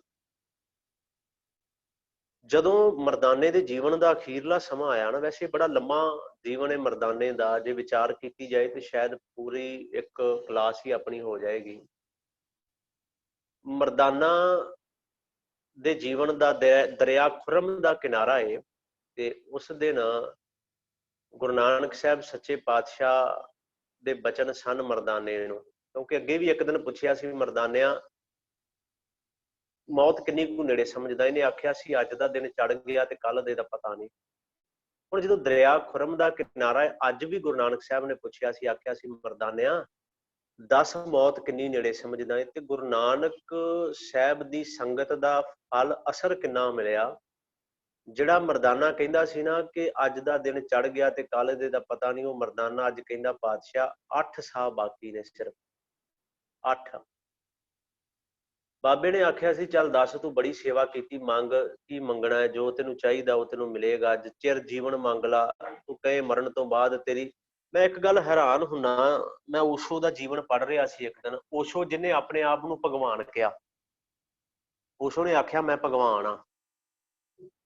ਮਰਦਾਨੇ ਨੇ ਹਮੇਸ਼ਾ ਆਪਣੇ ਆਪ ਨੂੰ ਡੂਮ ਕਿਹਾ, ਮੈਂ ਮਿਰਾਸੀ ਆ, ਮੈਂ ਡੂਮ ਆ, ਬਾਬੇ ਦਾ ਡੂਮ। ਪਿਆਰ ਬੜਾ ਸੀ ਗੁਰੂ ਨਾਨਕ ਸਾਹਿਬ ਨਾਲ। ਇੱਕ ਦਿਨ ਬਾਬੇ ਨਾਨਕ ਨੂੰ ਮਰਦਾਨਾ ਕਹਿੰਦਾ ਪਾਤਸ਼ਾਹ ਤੇਰੇ ਤੇ ਮੇਰੇ ਵਿੱਚ ਤੇ ਕੋਈ ਫਰਕ ਹੀ ਨਹੀਂ। ਗੁਰੂ ਨਾਨਕ ਸਾਹਿਬ ਹੱਸ ਕੇ ਕਹਿੰਦੇ ਕਿਵੇਂ? ਕਹਿੰਦੇ ਤੂੰ ਰੱਬ ਦਾ ਡੂਮ, ਮੈਂ ਤੇਰਾ ਡੂਮ, ਤੂੰ ਵੀ ਡੂਮ ਤੇ ਮੈਂ ਵੀ ਡੂਮ, ਤੇ ਫਿਰ ਦੋਵੇਂ ਡੂਮ, ਤੇ ਫਰਕ ਕੀ ਆਪਣੇ ਦੋਵਾਂ? ਮਰਦਾਨਾ ਸੱਚਮੁੱਚ ਕਮਾਲ ਦਾ ਸੀ। ਜਦੋਂ ਮੌਤ ਆਉਣ ਲੱਗੀ ਨਾ, ਗੁਰੂ ਨਾਨਕ ਬਾਬੇ ਨੇ ਆਖਿਆ ਤੇਰੀ ਪੱਕੀ ਕਬਰ ਬਣਾ ਦਈਏ। ਜਦੋਂ ਓਸ਼ੋ ਮਰਨ ਲੱਗਾ ਨਾ, ਓਸ਼ੋ ਇਹਨੇ ਆਪਣੇ ਆਪ ਨੂੰ ਰੱਬ ਕਿਹਾ ਸੀ, ਮੈਂ ਭਗਵਾਨ ਆ, ਓਸ਼ੋ ਨੇ ਕਿਹਾ ਸੀ। ਜਦੋਂ ਮਰਨ ਲੱਗਾ ਤੇ ਇਹਦੇ ਸਾਥੀਆਂ ਨੇ ਪੁੱਛਿਆ ਸੀ, ਇਹ ਕਹਿੰਦਾ ਕਿ ਮੇਰੀ ਯਾਦਗਾਰ ਬਣਾਇਓ, ਉੱਥੇ ਪੱਥਰ ਲੱਗਾ ਹੋਵੇ, ਸੰਗ ਮਰਮਰ ਲੱਗਾ ਹੋਵੇ, ਆਲੀਸ਼ਾਨ ਮੇਰੀ ਯਾਦਗਾਰ ਬਣਾਇਓ। ਆਪਣੇ ਆਪ ਨੂੰ ਰੱਬ ਅਖਵਾਉਣ ਵਾਲਾ ਕਹਿੰਦਾ ਮੇਰੀ ਯਾਦਗਾਰ ਆਲੀਸ਼ਾਨ ਬਣਾਇਓ, ਤੇ ਆਪਣੇ ਆਪ ਨੂੰ ਡੂਮ ਅਖਵਾਉਣ ਵਾਲਾ ਕਹਿੰਦਾ ਬਾਬਾ ਬੜੀ ਮੁਸ਼ਕਲ ਨਾਲ ਤੇ ਇਸ ਕਬਰ ਰੂਪੀ ਸਰੀਰ ਦੇ ਵਿੱਚੋਂ ਨਿਕਲਣ ਲੱਗਾ, ਤੇ ਫਿਰ ਇਹਨਾਂ ਪੱਕੀਆਂ ਕਬਰਾਂ ਵਿੱਚ ਬੰਨ ਕੇ ਚੱਲਿਆ ਮੈਂ। ਕਮਾਲ ਸੀ ਨਾ। ਧੰਨ ਨੇ ਗੁਰੂ ਨਾਨਕ ਸਾਹਿਬ ਪਾਤਸ਼ਾਹ, ਧੰਨ ਸੀ ਮਰਦਾਨਾ। ਭਲਾ ਰਬਾਬ ਵਜਾਇੰਦਾ ਮਜਲਸ ਮਰਦਾਨਾ ਮਿਰਾਸੀ। ਇਹ ਜਿਹੜੀ ਪੌੜੀ ਹੈ ਨਾ, ਇਹਦੇ ਅੰਦਰ ਗੁਰੂ ਨਾਨਕ ਸਾਹਿਬ ਦੇ ਸਿੱਖਾਂ ਦਾ ਜ਼ਿਕਰ ਹੈ। ਪਹਿਲਾਂ ਤਾਰੂ ਪੋਪਟ ਆਇਆ, ਫਿਰ ਮੂਲਾ ਕੀੜ, ਫਿਰ ਪਿਰਥਾ ਖੇਡਾ ਸੋਇਰੀ ਆਇਆ, ਫਿਰ ਭਲਾ ਰਬਾਬ ਵਜਾਇੰਦਾ ਮਰਦਾਨਾ ਆ ਗਿਆ, ਅੱਗੇ ਪਿਰਥੀ ਮਲ ਸਹਿਗਲ, ਇਹ ਸਾਰੇ ਆਉਣਗੇ ਹੁਣ। ਤੇ ਸਮਾਂ ਕਿਉਂਕਿ ਥੋੜਾ ਹੈ, ਤੇ ਭਾਈ ਸਾਹਿਬ ਪਹਿਲਾਂ ਵਿਚਾਰ ਕਰ ਰਹੇ ਸਨ, ਤੇ ਮਨ ਵਿੱਚ ਆਇਆ ਕਿ ਮਰਦਾਨੇ ਦਾ ਜੀਵਨ ਬੜਾ ਅਥਾਹ ਹੈ, ਇੱਥੇ ਜੋ ਅਸੀਂ ਜੋ ਭਾਈ ਸਾਹਿਬ ਤੁਹਾਡੇ ਨਾਲ ਵਿਚਾਰ ਕਰ ਰਹੇ ਨੇ ਨਾ, ਉਹ ਭਾਈ ਮਣੀ ਸਿੰਘ ਜੀ ਦੀ ਲਿਖਤ ਹੈ। ਉੱਥੇ ਗੁਰੂ ਸਾਹਿਬ ਦੇ ਨਾਲ ਸਿਰਫ ਮਿਲਾਪ ਦਾ ਹੀ ਜ਼ਿਕਰ ਹੈ ਕਿ ਕਿਵੇਂ ਇਹ ਸਿੱਖ ਗੁਰੂ ਸਾਹਿਬ ਨੂੰ ਮਿਲੇ, ਕਿਵੇਂ। ਕਿਉਂਕਿ ਅੱਗੇ ਜਿਹੜਾ ਆਉਣਾ ਹੈ ਨਾ, ਦੌਲਤ ਖਾਂ ਲੋਧੀ ਭਲਾ, ਦੌਲਤ ਖਾਂ ਲੋਧੀ, ਇਹਦੇ ਤੇ ਵੀ ਪੂਰੀ ਇੱਕ ਕਲਾਸ ਹੀ ਲੱਗ ਜਾਏਗੀ ਜੀ ਅਸੀਂ ਲਾਉਣ ਦੀ ਕੋਸ਼ਿਸ਼ ਕਰੀਏ। ਜੋ ਕੁਝ ਦੌਲਤ ਖਾਂ ਲੋਧੀ ਸੀ, ਜੋ ਕੁਝ ਸੁਲਤਾਨਪੁਰ ਸੀ। ਖੈਰ ਅੱਜ ਜੋ ਹੈ ਉਹ ਇੰਨੀਆਂ ਕੁ ਵਿਚਾਰਾਂ ਪ੍ਰਵਾਨ ਕਰਨੀਆਂ, ਕਿਉਂਕਿ ਸਮਾਂ ਜ਼ਿਆਦਾ ਹੋ ਜਾਏ ਤੇ ਫਿਰ ਉਹ ਗੱਲ ਨਹੀਂ ਬਣਦੀ। ਤੇ ਸੋ ਇੰਨੀਆਂ ਕੁ ਬੇਨਤੀਆਂ ਅੱਜ ਪ੍ਰਵਾਨ। ਤੇ ਜੇ ਕੋਈ ਕਿਸੇ ਦਾ ਸਵਾਲ ਹੈ ਇਹਦੇ ਨਾਲ ਹੀ ਰਿਲੇਟਡ, ਤੇ ਉਹ ਆਪ ਜੀ ਆਪਣਾ ਮਾਈਕ ਜੋ ਹੈ ਉਹ ਔਨ ਕਰਕੇ ਆਪ ਜੀ ਪੁੱਛ ਸਕਦੇ ਹੋ ਜੀ। ਤੇ ਹਾਂਜੀ, ਕੋਈ ਵੀਰ ਜੀ ਆਵਾਜ਼ ਕਰਿਓ। ਹਾਂਜੀ ਹਾਂਜੀ, ਜਸਪਾਲ ਸਿੰਘ ਵਾਹਿਗੁਰੂ ਜੀ ਕਾ ਖਾਲਸਾ, ਵਾਹਿਗੁਰੂ ਜੀ ਕੀ ਫਤਿਹ। ਜੀ ਕੀ ਫਤਿਹ ਵੀਰ ਜੀ। ਹਾਂਜੀ, ਸਾਖੀ ਜਿਹੜੀ ਸ਼ਰਵਣ ਕੀਤੀ ਇਸ ਨੇ ਕਿ ਪ੍ਰੀਤਾ ਤੇ ਖੇੜਾ ਦੀ ਸਾਖੀ, ਉਹਦੇ ਵਿੱਚ ਵਾਹਿਗੁਰੂ ਇੱਕ ਲੱਸੀ ਕਿ ਸਾਡੇ ਚਰਨ ਸਾਧ ਸੰਗਤ ਵਿੱਚ ਸਦਾ ਰਹੇ ਹਨ, ਸਾਧਾਂ ਦੀ ਸੇਵਾ ਕਰਨੀ ਤੇ ਧਰਮਸ਼ਾਲਾ ਦੇ ਵੇਲੇ ਤੁਰ ਜਾਣਾ, ਤੇ ਸੰਤਾਂ ਵਿੱਚ, ਸਤਿਗੁਰਾਂ ਵਿੱਚ ਤੇ ਪਰਮੇਸ਼ਵਰ ਵਿੱਚ ਭੇਦ ਨਹੀਂ ਜਾਣਨਾ, ਤੇ ਧਰਮ ਦੀ ਕਿਰਤ ਕਰਕੇ ਅਥੀਤਾਂ ਸਿੱਖਾਂ ਨਾਲ ਵੰਡ ਖਾਵਣਾ। ਵਾਹਿਗੁਰੂ, ਅਥੀਤਾਂ ਸਿੱਖਾਂ ਦਾ ਭਾਵ ਕੀ ਹੋਇਆ? ਅਤਿਥੀ ਜਿਹੜੇ ਹੁੰਦੇ ਆ ਨਾ, ਜਿਹੜੇ ਸਿੱਖ ਜਦੋਂ ਚੱਲ ਕੇ ਆਉਂਦੇ ਆ ਨਾ, ਸਿੱਖ ਜਿਹੜੇ ਅਤਿਥੀ, ਵੈਸੇ ਮਹਿਮਾਨ ਮਹਿਮਾਨ ਨੂੰ ਕਿਹਾ ਜਾਂਦਾ ਹੈ। ਸ਼ਬਦ ਅਤਿਥੀ ਏ, ਤੇ ਉਹਨਾਂ ਦੇ ਨਾਲ ਇਹ ਜਿਹੜਾ ਸ਼ਬਦ ਏ, ਮਤਲਬ ਜਦੋਂ ਅਤਿਥੀ ਰੂਪ ਵਿੱਚ ਸਿੱਖ ਆਏਗਾ, ਮਹਿਮਾਨ ਰੂਪ ਦੇ ਵਿੱਚ ਸਿੱਖ ਆਏਗਾ, ਤੇ ਉਹਨਾਂ ਨਾਲ ਵੰਡ ਕੇ ਖਾਣਾ। ਸ਼ਬਦ ਅਤਿਥੀ ਹੀ ਆਪਾਂ ਇੱਥੇ ਜਿਹੜਾ ਇਹਦਾ ਮੀਨਿੰਗ ਪੜ੍ਹਨਾ ਹੈ। ਹਾਂਜੀ, ਹੋਰ ਜੀ? ਠੀਕ ਹੈ ਜੀ।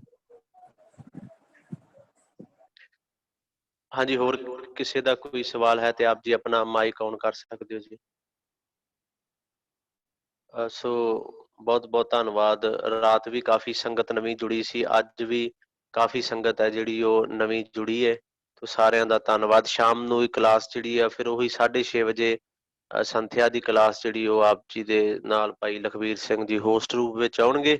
ਸੋ ਇੰਨੀਆਂ ਕੋ ਬੇਨਤੀਆਂ ਪ੍ਰਵਾਨ ਬੇਅੰਤ ਫੁੱਲਾਂ ਦੀ ਖਿਮਾ। ਵਾਹਿਗੁਰੂ ਜੀ ਕਾ ਖਾਲਸਾ, ਵਾਹਿਗੁਰੂ ਵਾਹਿਗੁਰੂ ਜੀ ਕੀ ਫਤਿਹ।